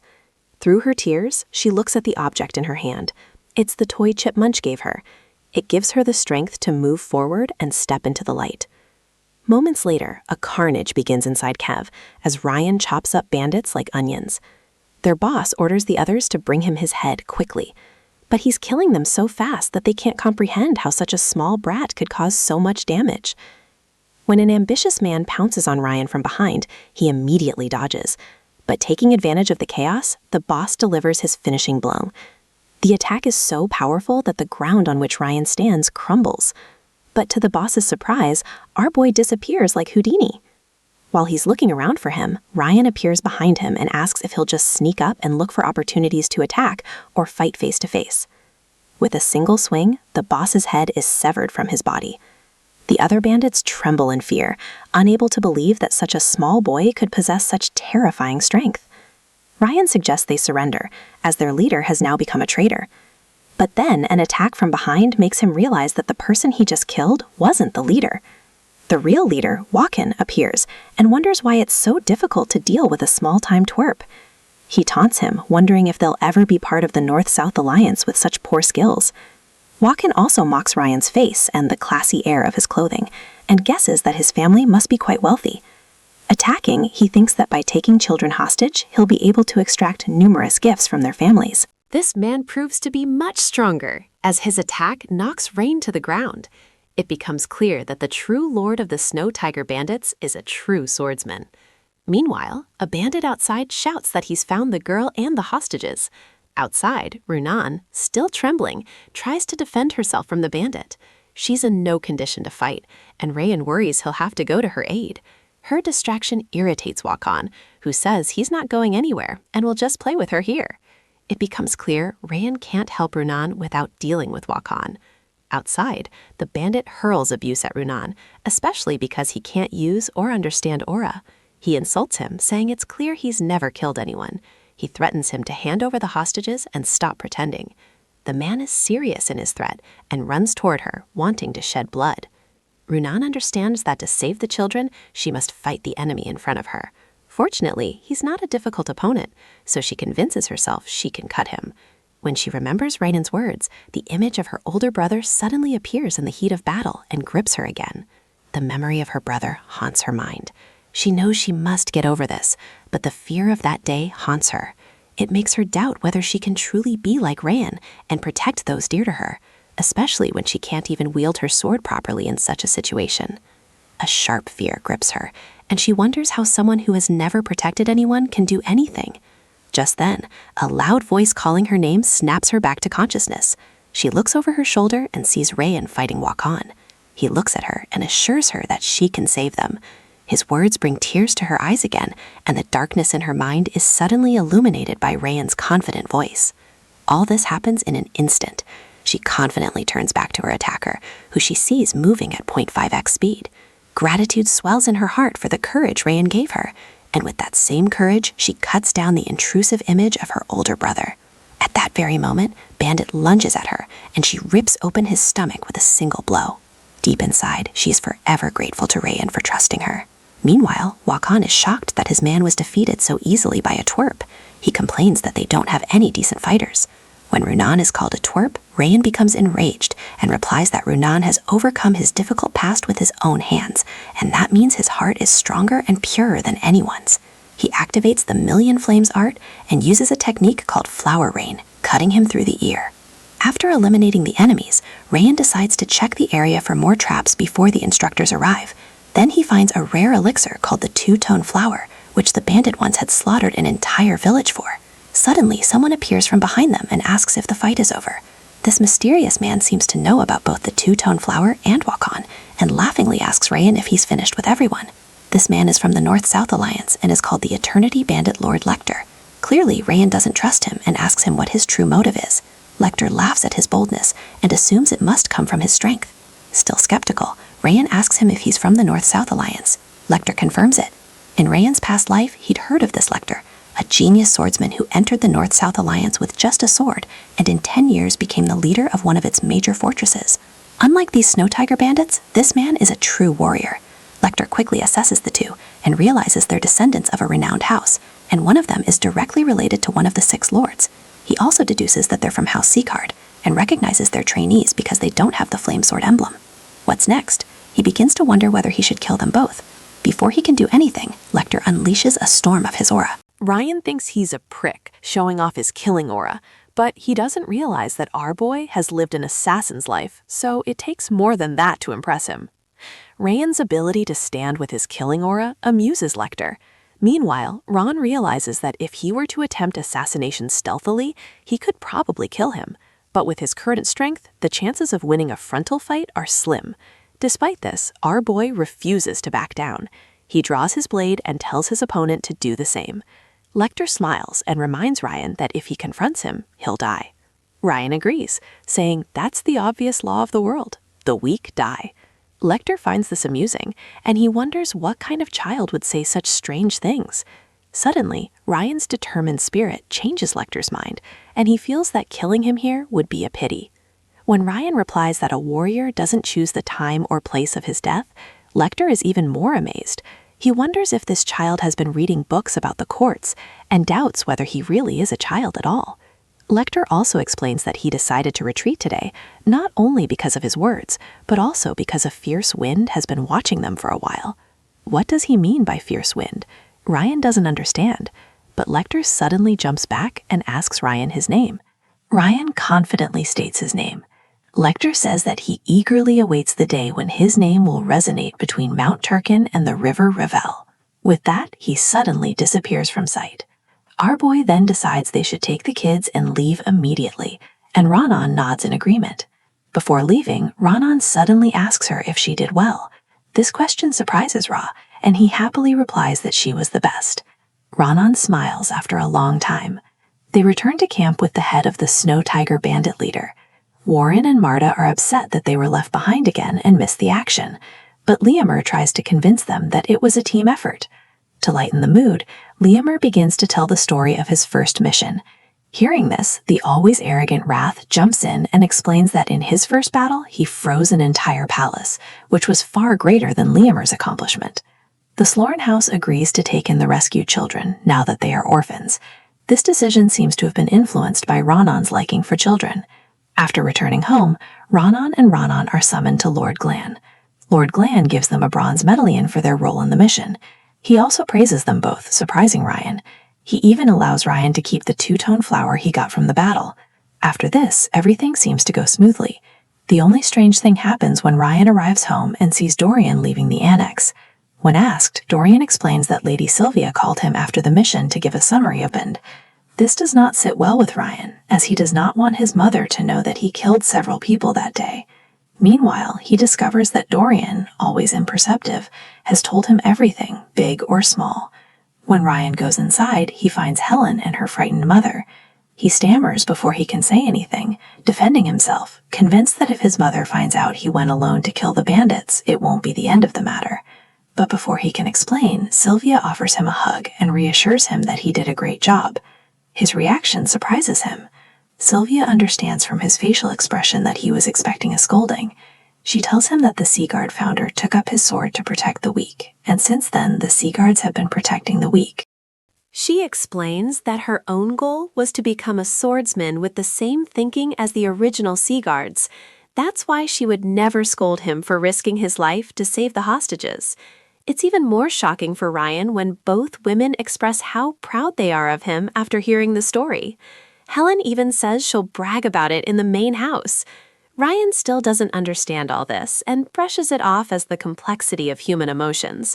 Nevertheless, he resolves to teach Dorian a lesson for his big mouth.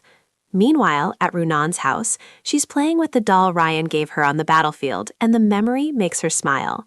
All she can think about is how she'll thank Ryan the next time they meet. At the training center, Liamer recounts the events of that day. It's revealed that he was hiding behind a rock and listening in on everything during Ryan's confrontation with Lecter. This memory brings a smile to his face, as it's been a long time since he's had that same feeling about his master. He feels the seed of a new king has now sprouted. Sometime later, Lord de Reyes is seen writing in a book in the main estate of House Robert. As he writes, he looks at the blood flowing from an open wound in his hand and wonders why the wound from his clash with Rain years ago hasn't healed. It's been 17 years since he killed Rain. He's consumed the finest elixirs, summoned skilled physicians and renowned priests, but no one has been able to erase the sod mark. For some reason, the wound neither heals nor worsens. It remains in the same state as when it was first inflicted, as if to remind him of that day. De Reyes feels that Rain's dead spirit wants to be remembered, but he doesn't want to be entangled in the past. The other news is that de Reyes' life wish is about to be fulfilled.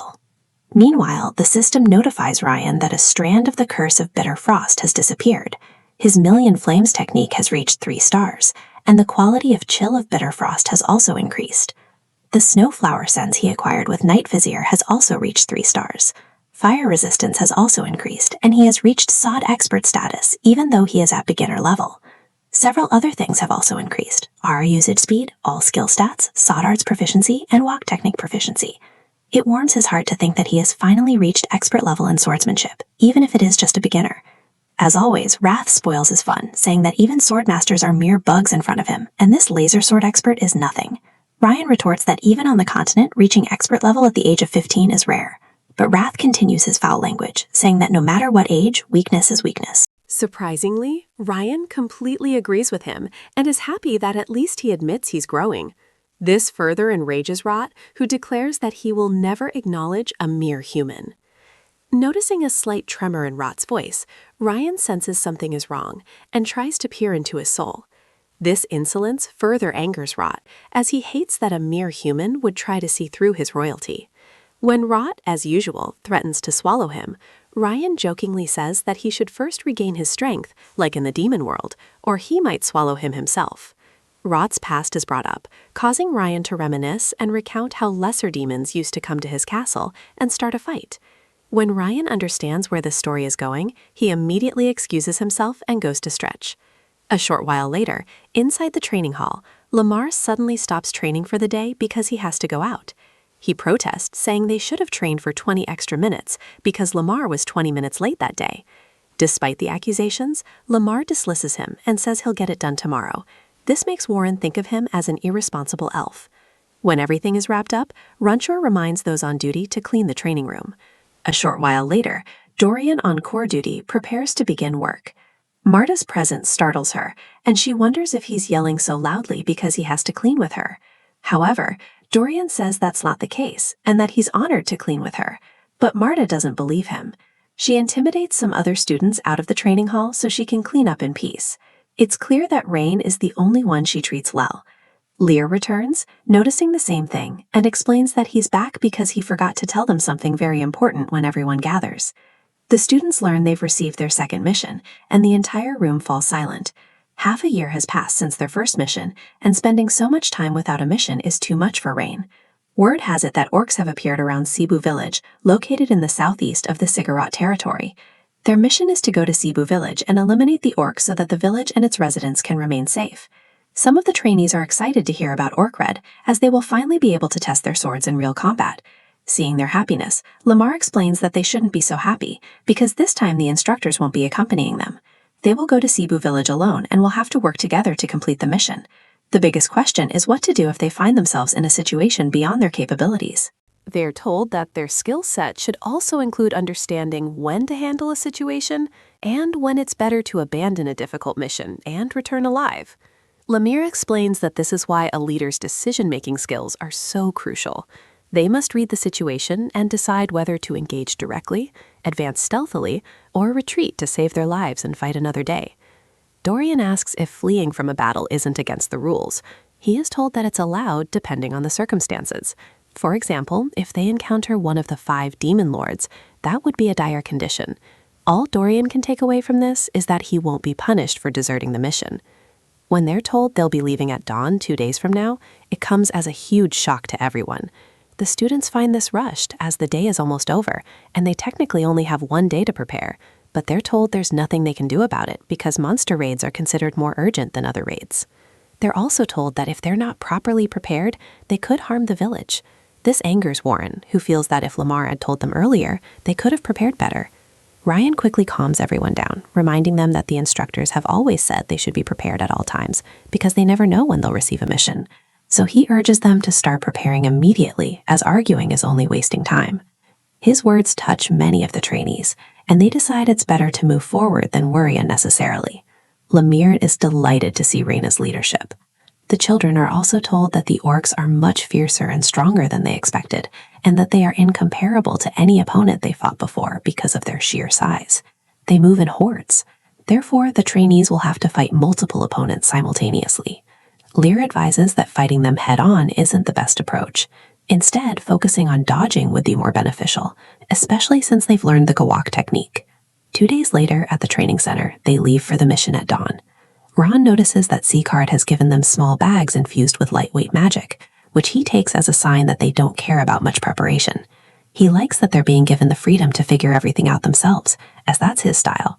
As usual, Wrath arrives and taunts him about how much of an agent he is, expecting everyone to focus on his needs. Ryan retorts that Wrath stole his stats some time ago. During this altercation, there's a knock on the door. Ryan wasn't expecting anyone, so he's startled to see his mother at the door. She stares at him angrily and asks why he didn't come to the annex to tell him he was going on a mission. Ryan is surprised how she found out, and suspects Dorian must have told him again. But it turns out that this time it was Lamar who told him, not Dorian, and this causes him to feel a slight sense of contempt for the instructor.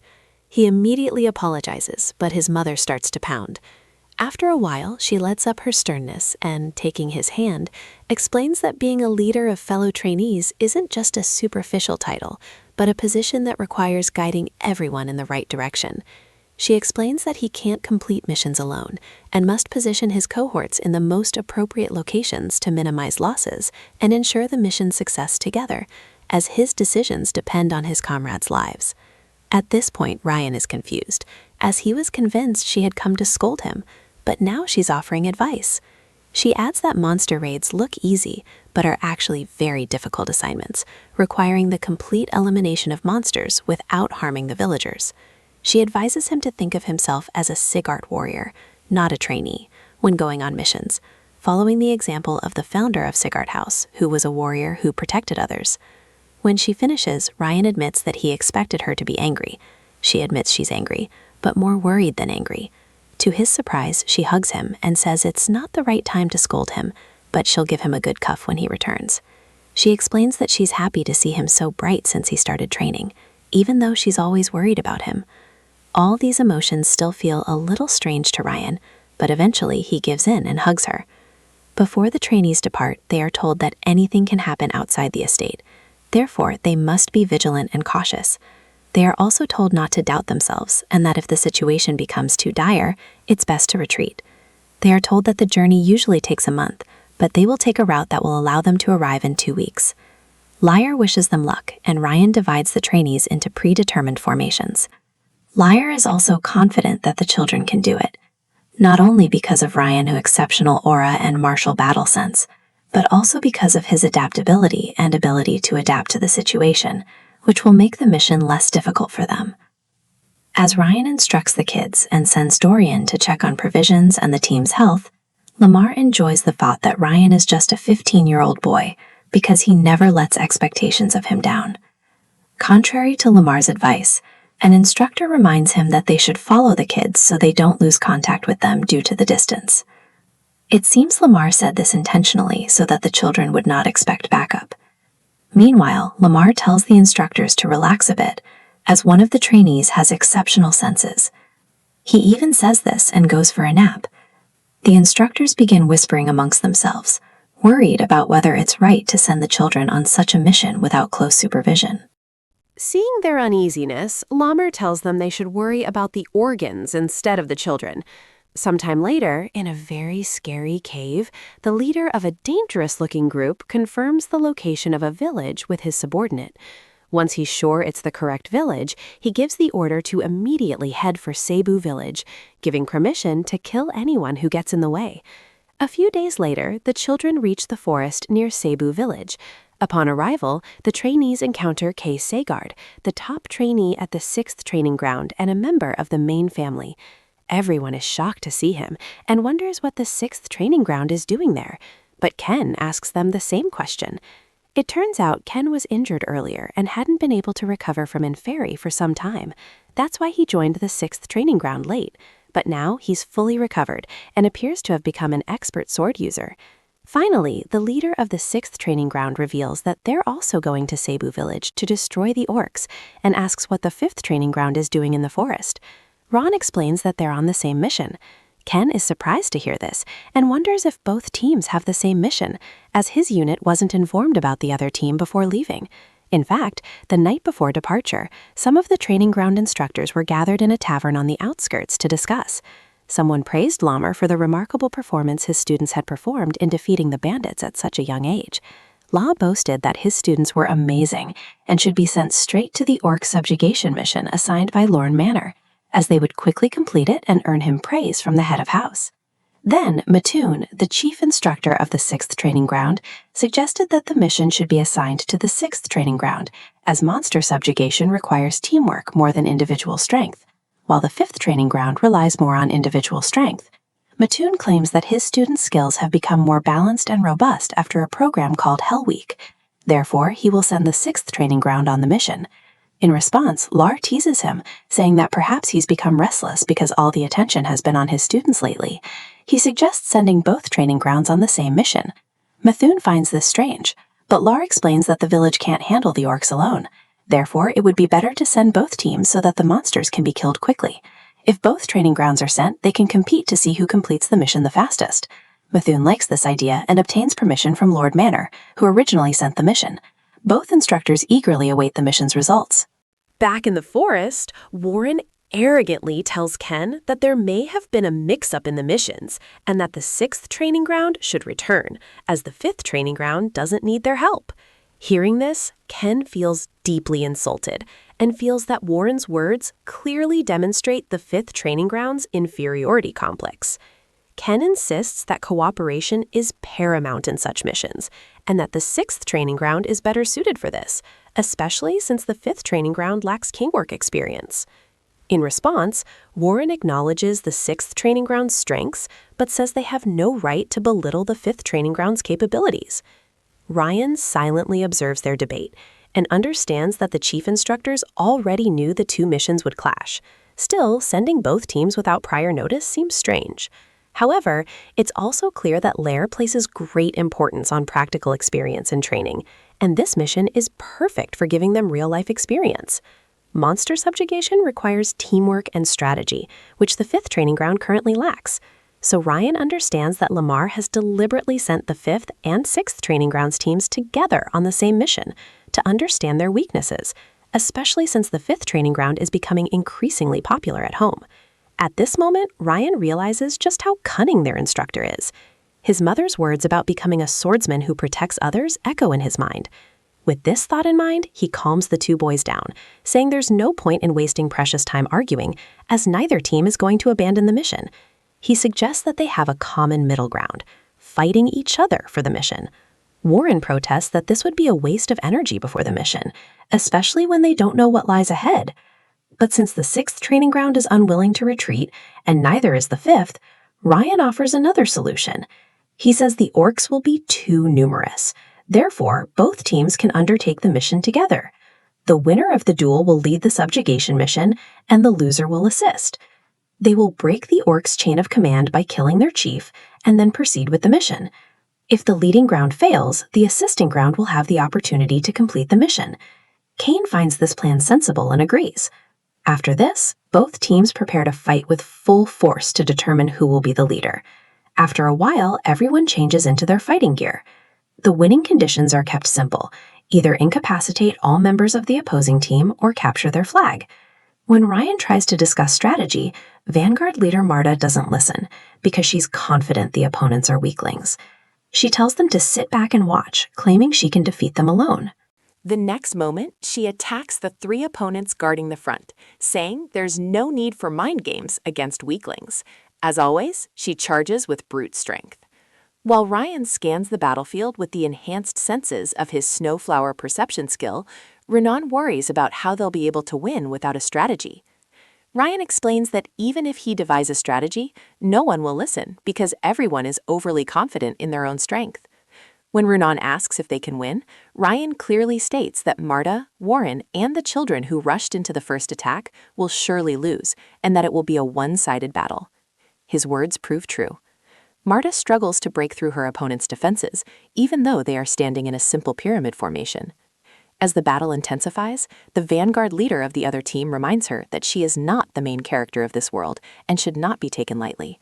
It comes as a huge blow to Marta when the 5th training ground fighters are forced to retreat to their side of the mountain. When the vanguards return, Ryan clearly shows them that the situation is much more difficult than they imagined. He accuses them of self-delusion and believing that the world had stopped changing during their training.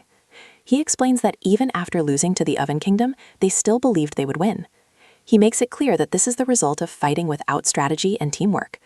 They needlessly wasted their aura and stamina by underestimating their opponents, even though their opponents train every day. Everyone listens silently to the scolding. Ryan declares that they still have a chance to win the competition. When Marta finally agrees to listen, Ryan sees the fire in her eyes and is impressed. He begins to show them the path to victory. Meanwhile, the Vanguard trainees at the 6th training ground are surprised that the 5th training ground isn't as special as they had imagined, but their leader warns them not to let their guard down, as the same team recently eliminated the Snow Tiger Group, which was affiliated with the Great South-North Union. Meanwhile, Marta reappears, and the Vanguard leader is determined to finish her off once and for all. Marta, as always, cocky, warns her that talking too much will hurt and charges straight at them. The Vanguard leader of the other team immediately orders his team to concentrate their aura on the front, but he is shocked when Marta attacks from the flanks instead of the front, where the defense is weaker. Meanwhile, Warren attacks another unit, and the other children recognize that he is using the same posture. They resort to their previous defense strategy, but this time Warren corners them and knocks them to the ground. The leaders of both Vanguard units at the 6th training ground are shocked by this sudden change in fighting style, as it is completely different from the one they used before. In the area where Marta is attacking, she gradually begins to gain the upper hand and realizes that Ryan was right.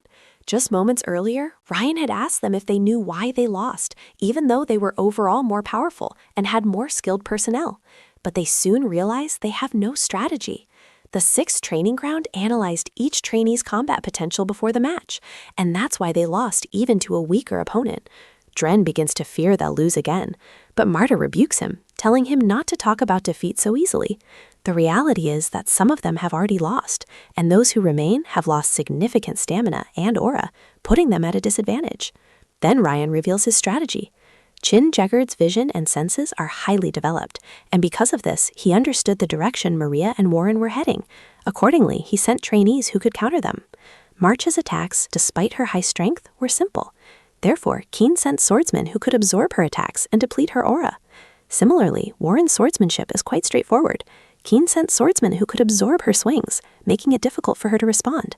The only way to defeat them seems to be to swap opponents, but Marcha and Warren are unwilling to accept this. Then Ryan decides they must change their attack method. When Marcha is confused, Ryan explains that the group facing them has a strong sword formation, but their aura movement is weak. If she opens her senses, she can break through that opening and attack. Warren's swordsmanship is weak against those who fight directly and instinctively. The only advantage of such opponents is that they are easily deceptive.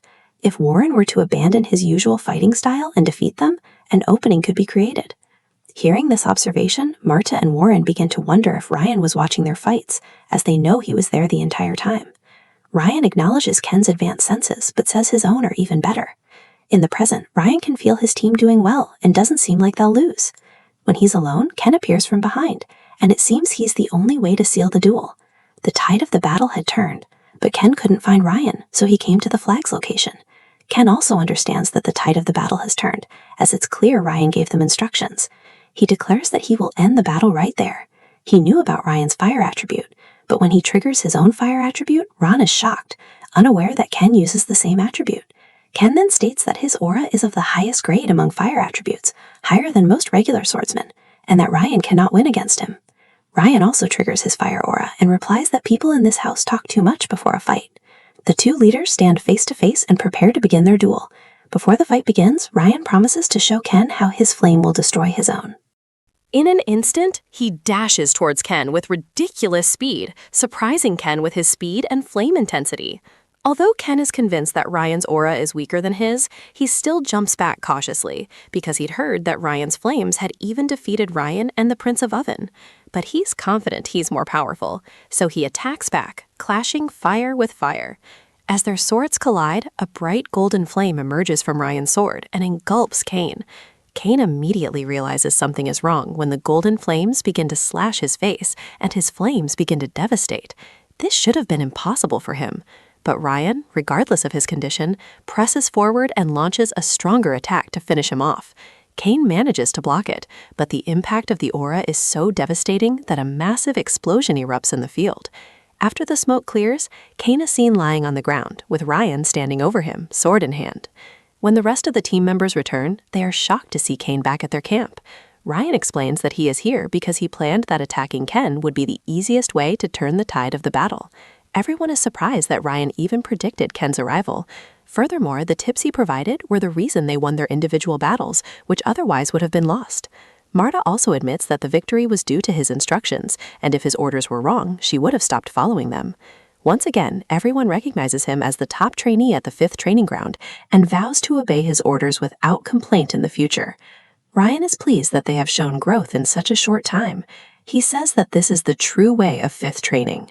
Finally, he praises everyone and reminds them that today's lesson is that groundless pride and aggression, which lead to action without strategy, can lead to real battle.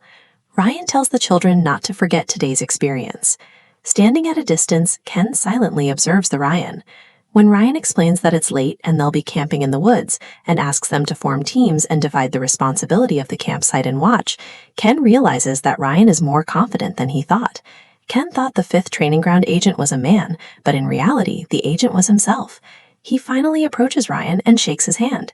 He thanks him for the lesson. He admits that he shouldn't have dropped his guard until the last moment and should have had a plan ready in case of failure. Believing rumors about the 5th training ground, he didn't take the commands in private duels seriously. He admits that his feelings of superior strength were just an argument, and that he has learned a lot. His words bring a smile to Ryan's face. He feels that Ken's character is better than any other member of the main family he's met so far. The two shake hands, and Ken promises to support the 5th training ground. A few days later, after traveling for about 2 weeks, the trainees finally arrive at Cebu Village. Cebu Village is a small village where a few people subsist on farming. There are no major products or tourist spots. This mission is nothing special and is undertaken only occasionally, as monsters occasionally attack the village. But for some reason, Ryan has been feeling an eerie gaze from behind him for quite some time. It doesn't feel like an instructor stalking him, but rather like someone analyzing his strength. He decides the best course of action is to observe the situation and dissuade his secret opponent. Suddenly, Ryan tells Warren to act as the top trainee on this mission and gives orders to the team. This strange request confuses Warren. Ryan explains that he wants the others to play an important role in the mission. In the Snow Tiger mission, only he and Runan fought the bandits. Leveraging Warren's pride, he reminds him of the first day when he said he would stand ahead of him and asks him to prove his word. Warren agrees and says he'll show how much he's improved since last time. Shortly after, everyone is announced that Warren is now the new leader. Marta doesn't look too eager. Ron tells her that he'll explain why later, but for now, he tells her to follow Warren's orders. Strangely, Marta says she doesn't need to make a separate request because she's already promised to follow him as long as she gets results. When Ryan is alone, he confirms that Wrath is also sensing people secretly watching them. As usual, Wrath taunts him, saying that if he hadn't noticed them even after consuming the trot, he would have asked him to do the seppuku.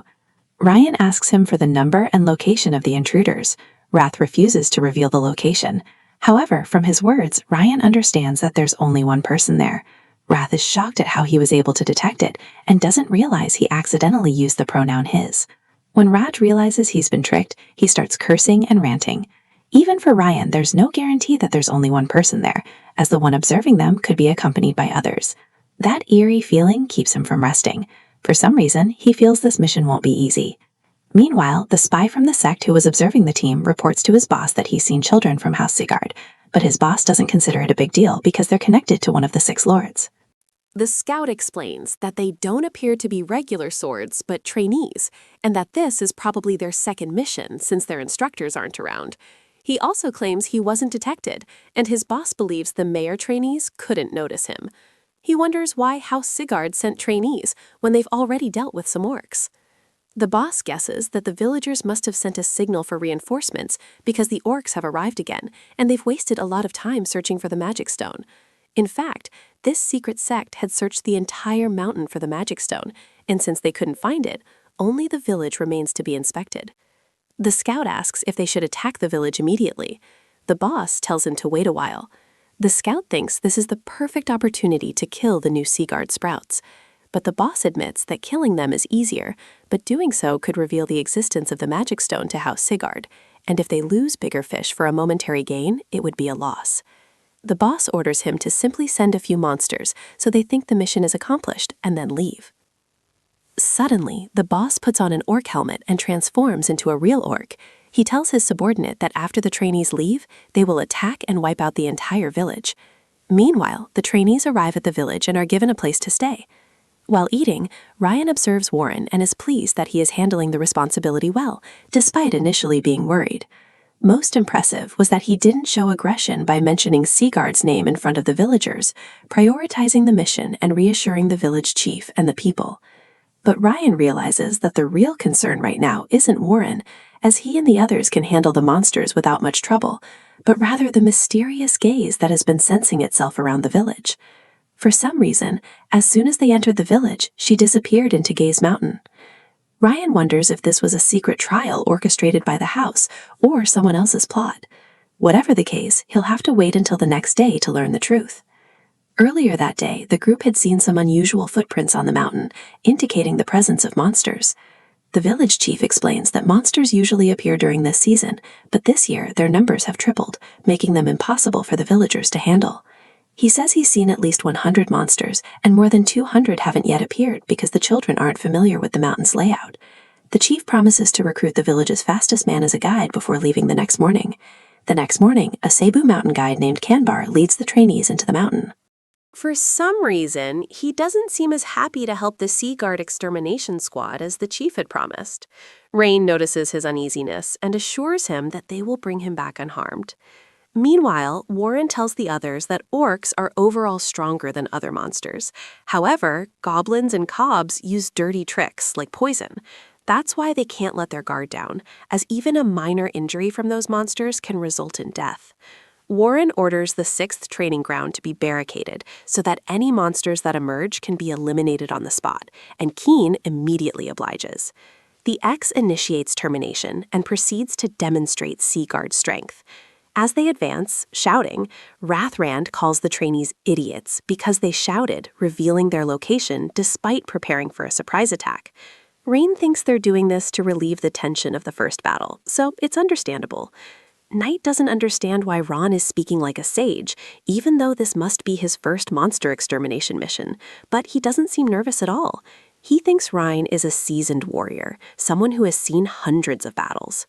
Soon, the trainees encounter several orcs, and the slaughter begins. Just as Marcia is about to charge head-on, Warren reminds her to deal with the goblins and kobolds first, and then attack the orcs. Somehow, 2 orcs breach the circle formed by the 6th training group and advance toward Ron and Kanbar. Kanbar is horrified and screams that he shouldn't have come with them. Ron calmly dashes past the first orc and slits its neck without giving it a chance to recover. Before the second orc can raise its blade, he passes by and slits its throat as well. The bodies of both orcs fall near him. Kanbar, who had fallen to the ground, is terrified. He wonders what just happened. Fortunately, Kanbar is unhurt, which relieves Ryan. Suddenly, Ryan asks him if there's any ancient legend associated with this mountain, about some great treasure or monster. Kanbar explains that there's a legend from some 100 years ago in which the Goblin King of the West fought the Night Order on this very mountain. According to the story, the Goblin King's ring is still buried in this mountain. Hearing this, Ryan is shocked and finally understands the reason he's been feeling the eerie gaze. It's related to a sect called Eden. They are one of the continent's pillars of darkness, known as the 5 Demons. Eden is a group of lunatics who compete to be first in madness. Their goal is restoration, and they believe that 1,000 years ago, when monsters ruled the world, that was paradise. They want to revive the monster god to bring back that era. If that were all they had, they would have been wiped out long ago. But this sect can control monsters like tamers. They can use monster abilities from human bodies, and their power poses a threat to even the Sea Guards. Their strange power is a secret unknown even to the continent's prestigious houses. However, Ryan knows this method because he spent time with Darius Robert during his time as an assassin. He encountered Eden on Darius's mission, and in that battle, all the shadows accompanying him were killed. He was the only survivor. Strangely, Darius knew from the start that Eden used magic stones, and even more strangely, despite being one of the 6 lords, he didn't tell the other house lords about this.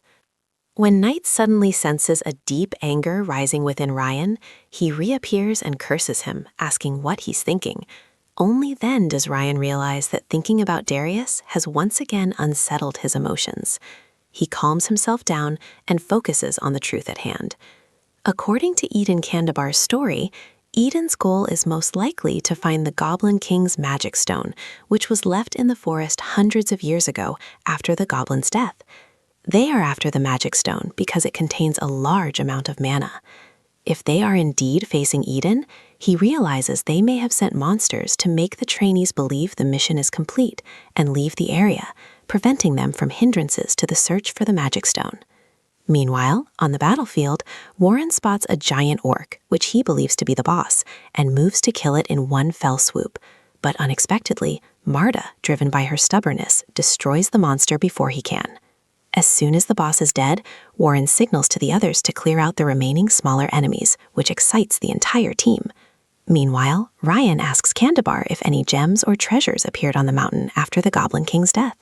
Kandabar explains that one day, when he was a child, the village chief went to the mountain and brought a red gem from the summit.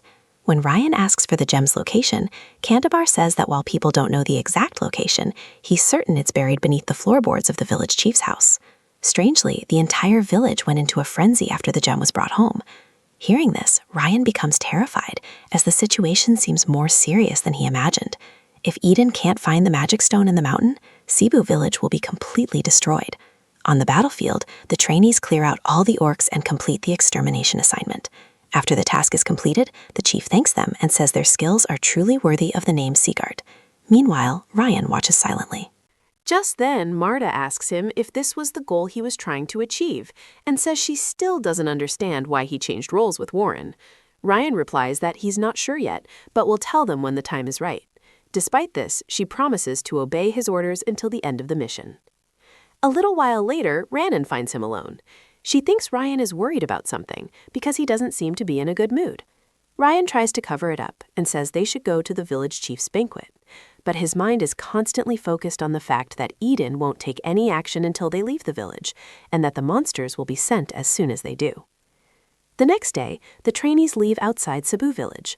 Warren recounts the findings that happened during the mission so far. They eliminated all the monsters in Cebu Mountain without any fatalities, with only a few minor injuries. In his opinion, their first mission was a complete success. Perhaps this is why Ryan isn't asking for his commander position back. There were no shortcomings in his commands. Warren still doesn't know what Ryan wanted to confirm, but he's happy that he now believes his command is as good as Ryan's.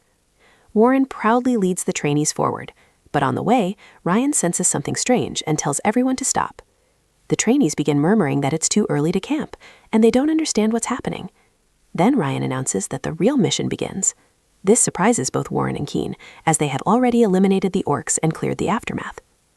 Ryan explains that their mission was to exterminate the monsters and protect the village. The first part is complete, but someone was observing them for some time. That presence disappeared an hour ago. It could have been explained as an instructor. However, there was an aura of hostility around it, which could not be that of an instructor. Ryan explains that he had sensed the presence before reaching the village, and half a day later, it disappeared in the direction of the village. Warren and Marta are shocked to learn that they were being observed even before they reached the village. Ryan explains that it started the moment they reached the hill near the village.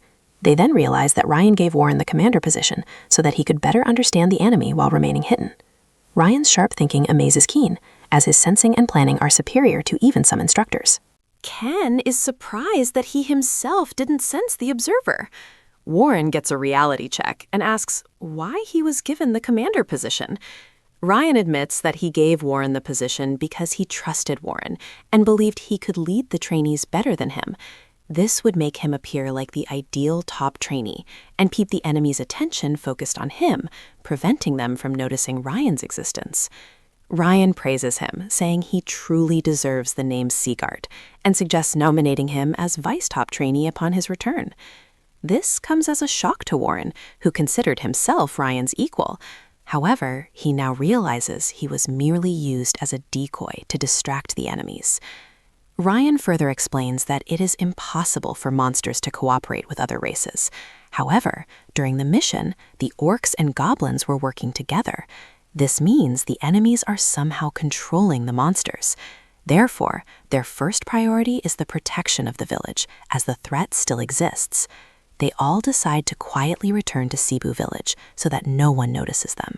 Ryan tells them to be careful with their steps, as they don't have disguise tools. It's then revealed that Dorian has brought several disguise tools with him. Everyone is shocked to learn that he kept around 40 disguise tools as a precaution, demonstrating his fear. While disguising, Ryan sends Crane to a nearby branch to report their location. Before leaving, Ryan reminds the trainees that from now on, they will obey his orders without question and without refusal. 5 hours later, at Eden's temporary hideout near Cebu Mountain, a scout reports that the trainees have left the village. They then decide to initiate a plan called Restoration. As soon as the boss puts on his helmet again, he transforms into a giant orc, accompanied by several other orcs. He orders them to kill everyone in the village, leaving not a single survivor. The orcs rush down the mountain towards the village, while Ryan and Warren watch from above. Warren is shocked that the orcs are as numerous as Ryan had said, and this time he is determined to wipe them all out. But before taking action, Ryan stops him and says that now is not the time because someone is watching them. He is convinced that it is a human. But the enemy's true identity has not yet been revealed. The sheer number of pox and their weapons unsettle Warren, and he fears that if action is not taken now, the village will suffer heavy casualties. Ryan explains that if they act quickly, they will be completely annihilated and defeated. Warren still tries to do something, but Ryan insists that now is not the time. Our boy tells everyone to be careful, because they may encounter Eden. Fortunately, the others in the Five Demon sect recognize Eden's name. Ryan is still unsure whether they are truly against Eden. However, he knows that the ability to control the monsters may belong to the Eden sect, or a Lord rank monster has emerged. Therefore, they must proceed with extreme caution. Meanwhile, Warren acknowledges Eden's strength and the wisdom of Ryan's orders, but he cannot accept that they must let half the villagers die without taking action. He challenges Ryan's plan, which was to remain hidden. He says that he once considered Ryan more worthy of the secret name than himself, but he cannot accept that they simply sit idle. For him, taking up the sword for the villagers is the path of Sigurd, the true swordsman. With that, he leaps down the mountain toward the village, telling the others to follow him only if they consider themselves true swordsmen of Sigurd. Ryan stubbornly watches him go, and then Renan leaps in after him. The other trainees believe Warren is right because...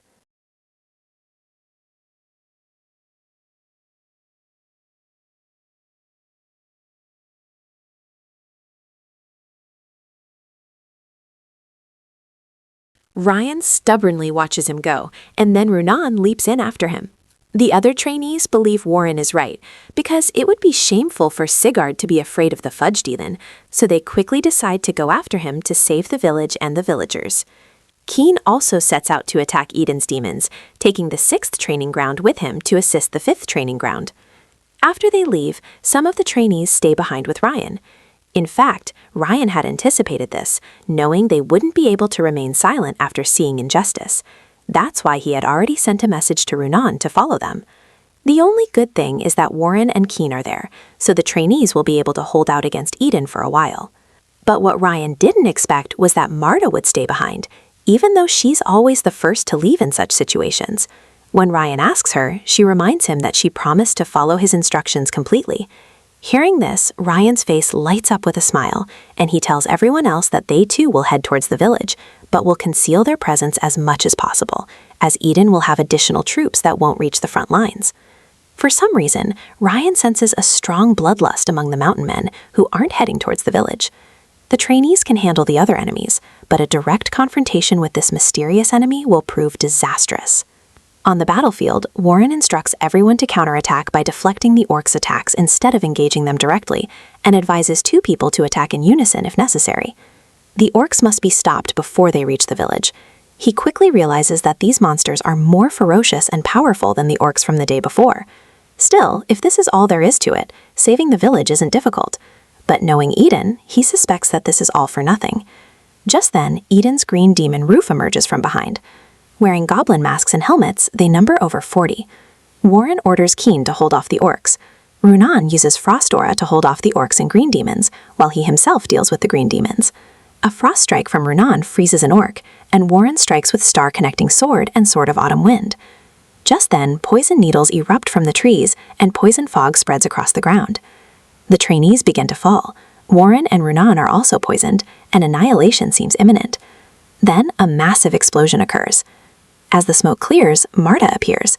The trainees who stayed with Ryan are behind her, and she orders no one to escape, calling Eden trash. The stricken trainees are relieved to see Marta and the second team, and rightly so, because if Marta hadn't just dispersed the airborne poison with the explosion, they would have fallen. Soon, they regain the courage to fight again. Even though Rayon is still nowhere to be seen, the situation seems to be turning around, and, at this pace, victory seems possible. Meanwhile, the green demons are shocked to see that ordinary trainees can be so powerful. To save their lives, they decide to flee. Just then, their boss appears and asks if they are planning to run away from the battle. The newly arrived giant figure's aura is on a completely different level than the green demons, and he can speak human language. His helmet reveals that he is the Eden Green War Demon. Although his rank is low, he is still one of Eden's executives, and his presence here is a mystery. The Green War Demon remembers that the report stated that the trainees had left, and thinks it is commendable for the ordinary trainees to return after realizing the ambush. Seeing their level, he understands that Marcia had noticed their presence and says it would have been better to leave quietly. As punishment for not knowing his worth, he decides to kill them all. In a single strike, he takes down Warren, Marcia, and Runan. The other trainees panic at the sudden change in circumstances. They look for Kane, but he's fighting the orcs near a wooden barricade. Rayon is nowhere to be seen, and they think Wappa is the Green War Demon. When Marthia tries to get up, the Green War Demon praises her as the most decent among the trash, especially because she sensed his presence. Yet, he considers her a vermin with no ability, strength, or willpower, who must be crushed. He raises his sword, and just then, Rayon emerges from the forest from behind, wrapped in golden flames. The demon sways, sensing danger, leaps onto his neck, but Rayon cuts off his arm with a damp Hazan Flames cultivation, first flame vortex, knocking into the ground. This attack amazes the demon, who deliberately avoided his neck. Missing his neck infuriates Rayon, but he has an assassination plan. Damon says that the surprise attack only took out an arm and sees that Rayon's energy is nearly drained. Deep inside, Rayon believes this to be true. He had expended a lot of energy to end the fight in one blow, and now he can barely move. He asks Damon if he is the commander of the troops here. Damon replies that his superiors don't care about such a small village. That's why he is in command. Rayon teases him that such lunatics are always unpredictable. Angrily, Damon says that Rayon's tongue is sharper than his appearance and challenges him to silence him. During the attack, Rayon realizes that both of them haven't fully recovered and launches a counterattack. Damon, surprised, admits that Ryan is stronger than he appears. Ryan says that if he can't even block this attack, he doesn't deserve to be called a swordsman. The Damon laughs and attacks relentless, calling him the Greenhorn. Burr, watching from afar, is shocked. He sees Ryan face to face with the Green War Demon, the same enemy who had taken down everyone in one blow. On top of that, our hero is wielding the same star-connecting sword that Burr used earlier. Byrne realizes he was thinking he could catch up to Ryan, but our boy has gone far beyond trainee level. Just then, Marth arrives and says that this is Ryan's true strength, and what he showed earlier was just the tip of the iceberg. She explains that simply being on equal footing isn't enough, as Ryan didn't have time to recover his aura or energy after the surprise attack. Marth becomes worried and questions whether Ryan with such low stamina will be able to defeat the Green War Demon. Just then, Runan steps in and offers help. Marth, surprised, says that he himself is in trouble, and Runan is even weaker. Yet Runan remains completely calm, which surprises Marth. Embarrassed by his hesitation, Burr decides to jump into the fight. Marth reminds him how devastating the demon's previous attack was, and expresses doubt that even the three of them together will be able to change the situation. But Byrne insists they can't abandon their comrade because he's the Jiga Heart swordsman. Marth finally relents, warning that if something goes wrong, everyone will be responsible. Meanwhile, the Green War Demon is surprised that a mere trainee has survived so long and even considers recruiting him to Eden. Curious, he asks his name. Our boy introduces himself as Ryan Jeeg. Upon hearing this, the demon is startled, and upon seeing his dark eyes, he realizes he's from the direct line of Jeeg, the blood of the destructive king of the north. He immediately abandons the idea of recruiting him and declares that in the name of restoration, he will kill Ryan at any cost. Roaring, the demon increases his strength and attacks with his massive sword. Ryan jumps back, realizing the enemy has become much stronger. Perhaps his combative and jictive energy has increased. He hasn't fully recovered even after defending himself with the Ring of Fire. Suddenly, Marth attacks from behind and strikes Damon hard in the back. Damon yells, calling him a weakling. As he turns to Marth, Runan appears in front of our protagonist and uses her Frost Aura, Breath of Winter. At her signal, Byrne attacks with the star-connecting sword and chain starlight technique, but Damon grabs him and squeezes him so hard that blood starts dripping from his mouth. He mocks Byrne, asking if he really thought this trick would work, saying he doesn't have the blonde skill. Baran admits that defeating Damon with that move is difficult, but at least he can buy time. Damon, perplexed, wonders what she means. Just then, Marth attacks with his Titan Aurameter form and yells, "Take it easy!" Enraged, Damon throws Byrne, knocking them both down, declaring that their resistance is useless.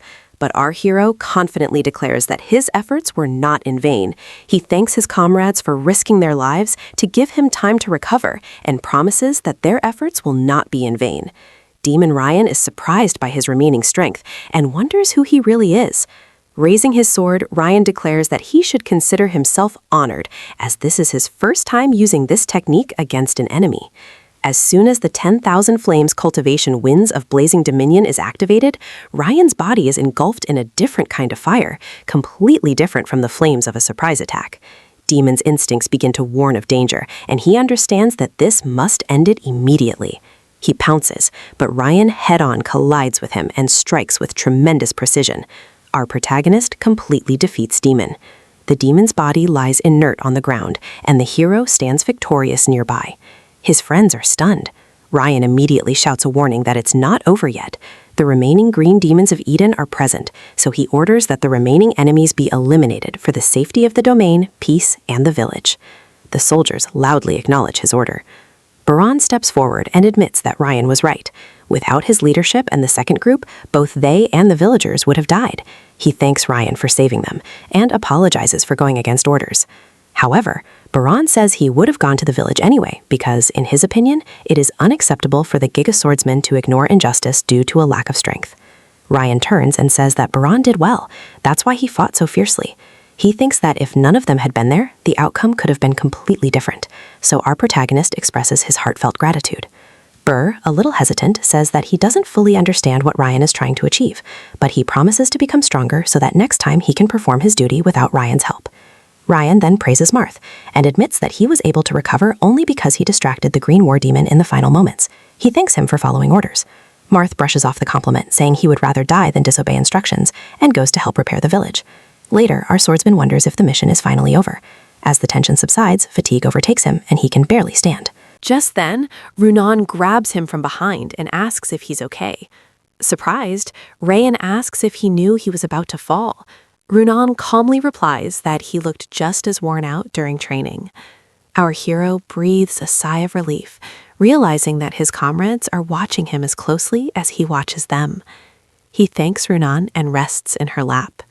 Suddenly, the system notifies that all his stats have increased by 1 due to exceeding the limit in a life-threatening battle. He has defeated a much stronger opponent. The system displays his new status and rewards. Rayan understands that these are rewards for defeating the Green War Demon. Stats increase, a new trait, and a title. Curious, he decides to examine them in detail. He gets up and tells Runan to return to the village while he checks for any remaining threats nearby. Later, sitting in the forest, our protagonist examines his stats. He realizes that this small increase may seem minor now, but its impact will be significant in the long run, and the effect is permanent. The system explains the backstop trait in detail. Rayan thinks that this skill is perfect for assassination, and if it had been used earlier, the battle could have ended with the first attack. Just then, Knight appears and asks why the system is rewarding so much for defeating a weakling. Rayan thanks him and says that because of him, he is constantly growing stronger. Angrily, Knight threatens that Rayan will never die an easy death and will torment him for eternity. Our hero ignores the threats and smiles, saying that if he can do whatever he wants. In the village, students are repairing houses. Someone else asks for wood and wonders how debris suddenly disappeared. Meanwhile, our boy wakes up from a nap, surprised that he fell asleep thinking he needed some rest. Coming out, he sees that the wooden barricades have been repaired. Runan asks if he's feeling better. He says that a little sleep was enough, and she tells him that the villagers of Cebu are waiting to meet him. The villagers thank him. For the first time, Rayan feels such gratitude. He had never experienced this in his previous life as an assassin. There, only life and death mattered, and everything he did went to Darius Robert. No matter how many enemies he killed or how dirty he was, Darius always got all the credit. But now, for the first time, Rayan was being recognized for his own deeds. Had he ever felt this way before? The feeling is intoxicating. He craves more and hungers for a greater appreciation and recognition. Our hero decides to live as a swordsman, not an assassin, so he can witness such sights again and again. He is determined that this feeling will become a regular part of his life in the future. Later that night, the villagers begin to talk among themselves. Meanwhile, Rayan approaches the village chief and says he wants to ask him a question in private. The chief agrees, and Rayan takes him aside. The chief wonders what our protagonist has in mind. Rayan asks if he knows which faction controlled the orcs and attacked the village. The chief explains that the blue-headed swordsman said it was Eden, one of the 5 demons, but he doesn't understand why their small, ordinary village was targeted. Then Rayan brings up Sir Kanbar's story about a red gemstone once found in the Cebu Mountains and asks if it's true. The old man confirms that he found the gemstone in his youth and brought it with him. Ryan says that Eden is interested in that same gemstone. The chief is stunned to hear this and realizes that all this may have been caused by it. Ryan warns that this time Eden has been stopped, but as long as the gemstone remains, the village will remain a target. The chief explains that he considered the stone to be the guardian date, because after burying it, the land became fertile and the weather warm. Alarmed, he asks if the stone should be removed and thrown away. Ryan replies that he will take it with him, and explains that for Eden, humans are mere sacrifices. Therefore, taking Jiggert is the best solution. The chief fears that Jiggert will become the next target, but Ryan says that it is Jiggert's duty. The chief is relieved and says that they are back with Jiggert again. Surprised, Ryan asks what he means by again. The chief explains that decades ago, when he was a little older than Ryan, the head of House Glenn Jiggert saved the village. Ryan is shocked.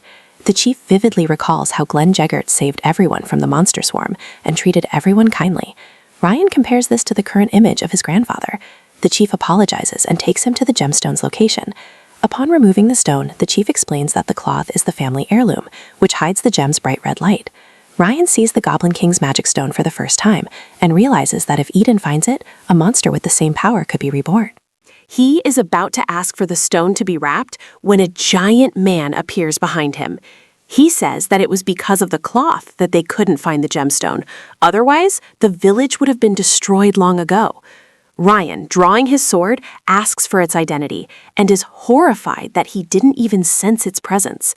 The Zant reveals a mask. Ryan thinks it resembles an ogre and guesses it's the blood-draining demon. Giant confirms his statement and says that his insight into the Jiggert trainee is commendable. He introduces himself as the blood-draining demon of Eden. He cannot assess Rain's exact strength, but he guesses that he is the same swordsman who defeated the Green War Demon. Rain wonders if this is the superior mentioned, even though he said he wouldn't come here. Wearing a blood-draining demon mask, he explains that he was the one who gave the mission, and that if the Green War Demon hadn't died, he would never have come himself. Simply put, he is here because of Rain. Just then, a deafening surge of combat energy hits Rain. He realizes that even with all the trainees and Saibu, no one will be able to stand against this demon. At that very moment, Wrath appears and says that Rain can never win. He offers two options: continue the futile resistance and die, or surrender control of your body. As the joint transforms into a green monster, the danger becomes more real. Meanwhile, Ron's friends are still busy at the village fences. Byrne, seeing Marth approach, asks why he's there. She teasingly says she came to see if he's working properly, and taunts that Byrne looks more like a carpenter than a swordsman. Byrne tells her to leave. Marth retorts that she's older, and only one has the right to give him orders. Just then, they see Runan carrying a basket full of fruit. When asked, Runan explains that it's for Ron and is fresher. Marth teases her that she looks more like his wife than before. Runan ignores it and moves on. Suddenly, there's a huge explosion nearby. Runan immediately runs towards it. Concerned about Rain, she reveals that it's the same place he went with the chief. She tells everyone to arm themselves and summon Keen and the 6th training ground. Byrne, Marth, and Runan arrive at the chief's house and Alpha Rain. Arriving there, they find Rain standing there, shielding the injured village chief. Rain immediately hands the unconscious chief to Byrne and orders him to take him to safety and leave immediately. Marth, alarmed, asks what he means. Just then, a barrage of oppressive energy hits, causing Byrne to suffocate. Runan's lungs collapse and Marth collapses. The Eden blood-raving daemon smiles, delighted with the new victim. Byrne, seeing his armor, realizes that it resembles ogres and that he could be one of Eden's top executives.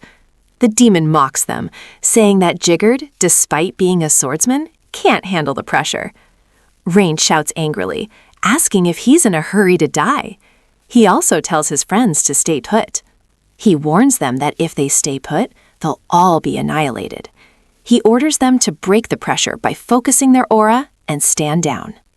He tells Byrne to take the chief to safety and evacuate the villagers. Byrne promises to obey and return quickly. Rain tells Marth and Runan to stay behind, prepare for a diversion, and not engage the enemy directly. He reminds them of Instructor Rimmer's words: they must push their limits. Demon praises their spirit, but doubts that pushing their limits will be enough against them. Rain knows the trainees and villagers are depending on him. If he falters, everything will be over. He searches for an opening, But this battle feels like an insurmountable cliff, one that would have been difficult even in his previous life. Demon asks if he'll attack or simply stand his ground. He doesn't care. He warns that if Rain doesn't come, he'll come himself. As Demon moves, Rain sees our protagonist attack with his 10,000 flames cultivation, even faster than before. Demon pounces, igniting 10 flames with the revolving sky technique, and admits he liked Rain's output. Despite the terrifying flames, he forces his way forward and pushes Rain onto the defensive. Rain blocks a blow and barely manages to change its direction. Demon's punch shatters a large boulder. Deep down, our boy realizes that the ring of fire only allowed him to change the trajectory, otherwise he would have died instantly. He wants to retreat, but knows his friends are watching and will have to learn his techniques. Even a slight chance is better than no chance. The hero attacks again, but the demon laughs and says that if the flames vanished with one punch, it wouldn't be fun. The demon throws another punch, which Rain barely dodges. Dust and smoke fill the air. The demon admits that Rain's flames are on a completely different level than ordinary auras, and now he understands how the Green War Demon lost. However, he is upset by his loss. He then says that fire is useless against him and asks if Rain knows why. Rain replies that he knows because of a helmet made of Augur King armor.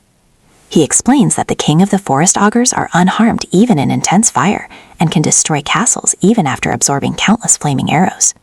The blood-raving demon has the same augur trait, so fire attacks are useless.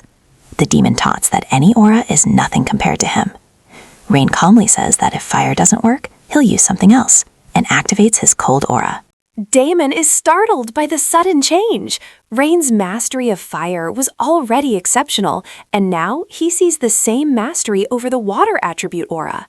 Damon asks in surprise how someone so young can master such advanced attributes and aura control, and begins to doubt Rain's true identity. Rain asks if Damon thinks he'll soon be defeated by the same hand. Damon irritably says, "Let's see how long his spirit lasts." Several swordsmen watching the fierce battle from afar rush in.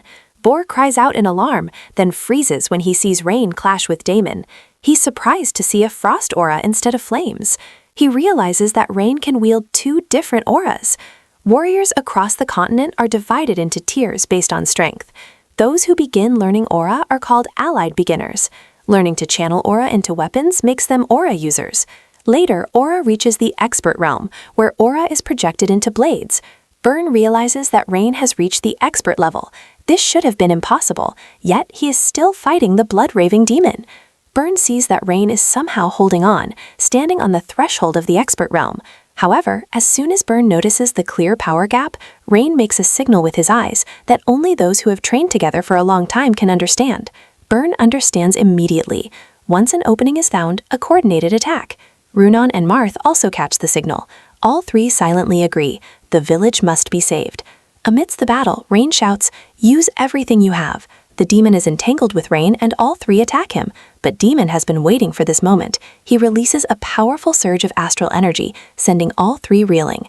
Byrne immediately recognizes the overwhelming power.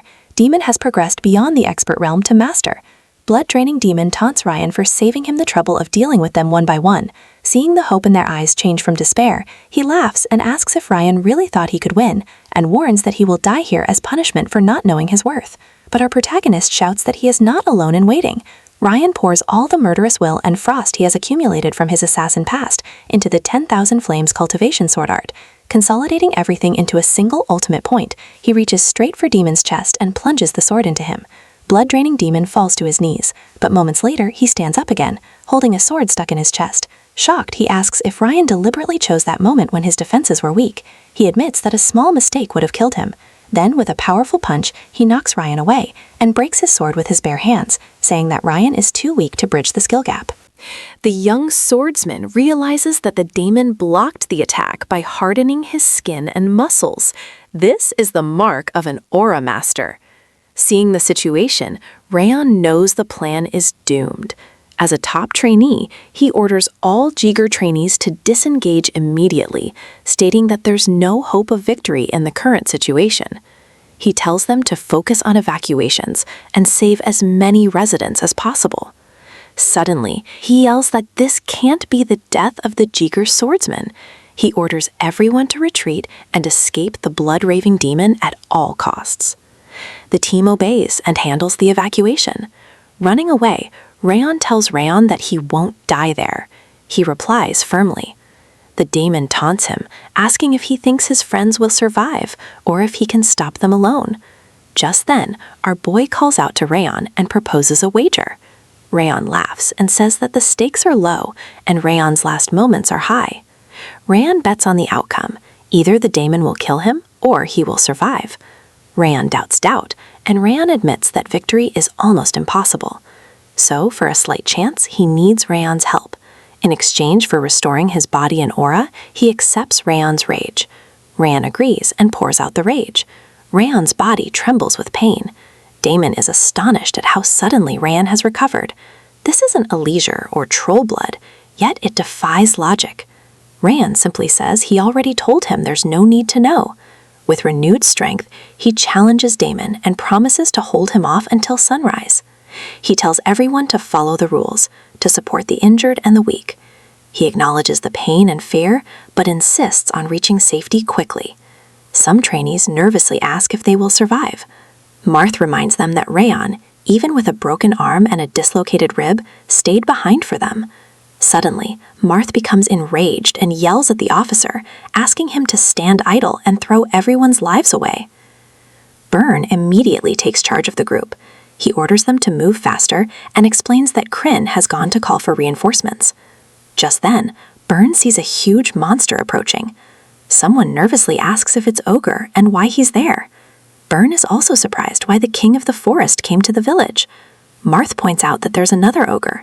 In an instant, it becomes clear. They are surrounded. One senses that the ogres are pincering them, and it seems hard to believe that such a thing could be possible. Marth, remembering Eden's ability to control monsters, suspects that this is why the blood-raving demon hasn't pursued Rayon. He had already released the ogres and expected the situation. One young man loses hope and believes that all is lost and they will die here. But Byrne refuses to give up. He says that as long as Ren is holding off the demon, they must keep fighting. If they fall here, they won't be able to face the boy who is risking everything alone. This time, Marth agrees with Burr. She says that the villagers must evacuate quickly so they can return to help Ren. Burr nods and says that surviving and saving others is the greatest honor one can pay to a comrade who is fighting for them. The three attack the monsters. Just then, a strange wind blows, striking the ogres, and Byrne immediately identifies its source. Meanwhile, on the battlefield, the demon mocks Ren, calling him a small pest and telling him to give up. Our hero, badly injured and exhausted, leans against a rock and grimaces at his broken arm. For a moment, he considers cutting it off to keep fighting, but stops. He asks himself why he's enduring so much pain he hasn't experienced in his previous life. Then, without a second thought, he runs away. At that very moment, he sees Sylvia. She says she wants to see him become a proud warrior like the old Jagard swordsman. Her embrace gives him strength. Ran understands that those words and days spent with his comrades are what's keeping him going. Ronan, who appears indifferent, is the kindest of all. Burr, who started out crooked but is now edgy, and Marth, who is cold but unwavering in his resolve, has to admit that they all feel like his own. He wants to save them so they can all become true soldiers. He stands up. Wraith appears and calls him a fool for enduring so much. He asks if he gave his friends time to escape. Ren shakes his head, and Wraith angrily tells him he's underestimating the cost. Does he think he'll get his body back? He'll defeat Demon and join his comrades when he can't even stand. Wraith screams that after the possession, Ren will myth but never return. As Ren absorbs more Wraith, the pain becomes unbearable and he collapses, screaming. Seeing him at the edge, Demon declares that he's finished. Then he suggests a terrible idea. He will kill Rayan's companions first and place him last so he can see every head fall. Despite the pain, Rayan refuses to let that happen. Through gritted teeth, he decides to stop the demon so everyone can escape. As soon as the demon leaves, Rayan stands up, shouts his name, and declares himself a descendant of the destructive king of Glan North. He swears that as long as his heart beats, the demon will not leave. Seeing his spirit, the demon is startled. He promises to remember his name and moves to attack. Ran knows he has no strength left to dodge. He closes his eyes. Just then, a strong wind stops the demon's attack. Rimmer appears and intercepts the attack. Rayon says he's late. Rimmer laughs and apologizes, saying he'll take care of the rest. The The demons recognize him as Jiger's Sword of Light, which will prevent the trash from crushing the new sprouts. Damon taunts that sending Rimmer shows how soft Jiger has become. Their fight begins, and Damon admits that even now, it's not easy for Rimmer to block such blows. Damon wonders if the rumors are true that Rimmer is crippled and his energy center has been broken. Rimmer dismisses them as baseless gossip and advises him to find a better source. He taunts that demons are always behind the news. He explains that he has long since retired from the front, so he doesn't know why these rumors are spread. Damon calls him a liar. He reminds him that Rimmer's sword once possessed tremendous killing intent, but now it feels like a thin breeze, so weak that it can't even cut him. The two clash fiercely. Rimmer gives him a tough fight and teases him by calling him barbaric. From a distance, our hero watches intently as Instructor Rimmer alternates between attack and defense without stopping, like a leaf blowing in the wind. Ryan notices that Rimmer's surprise attacks are flawless, and he's also using astral energy.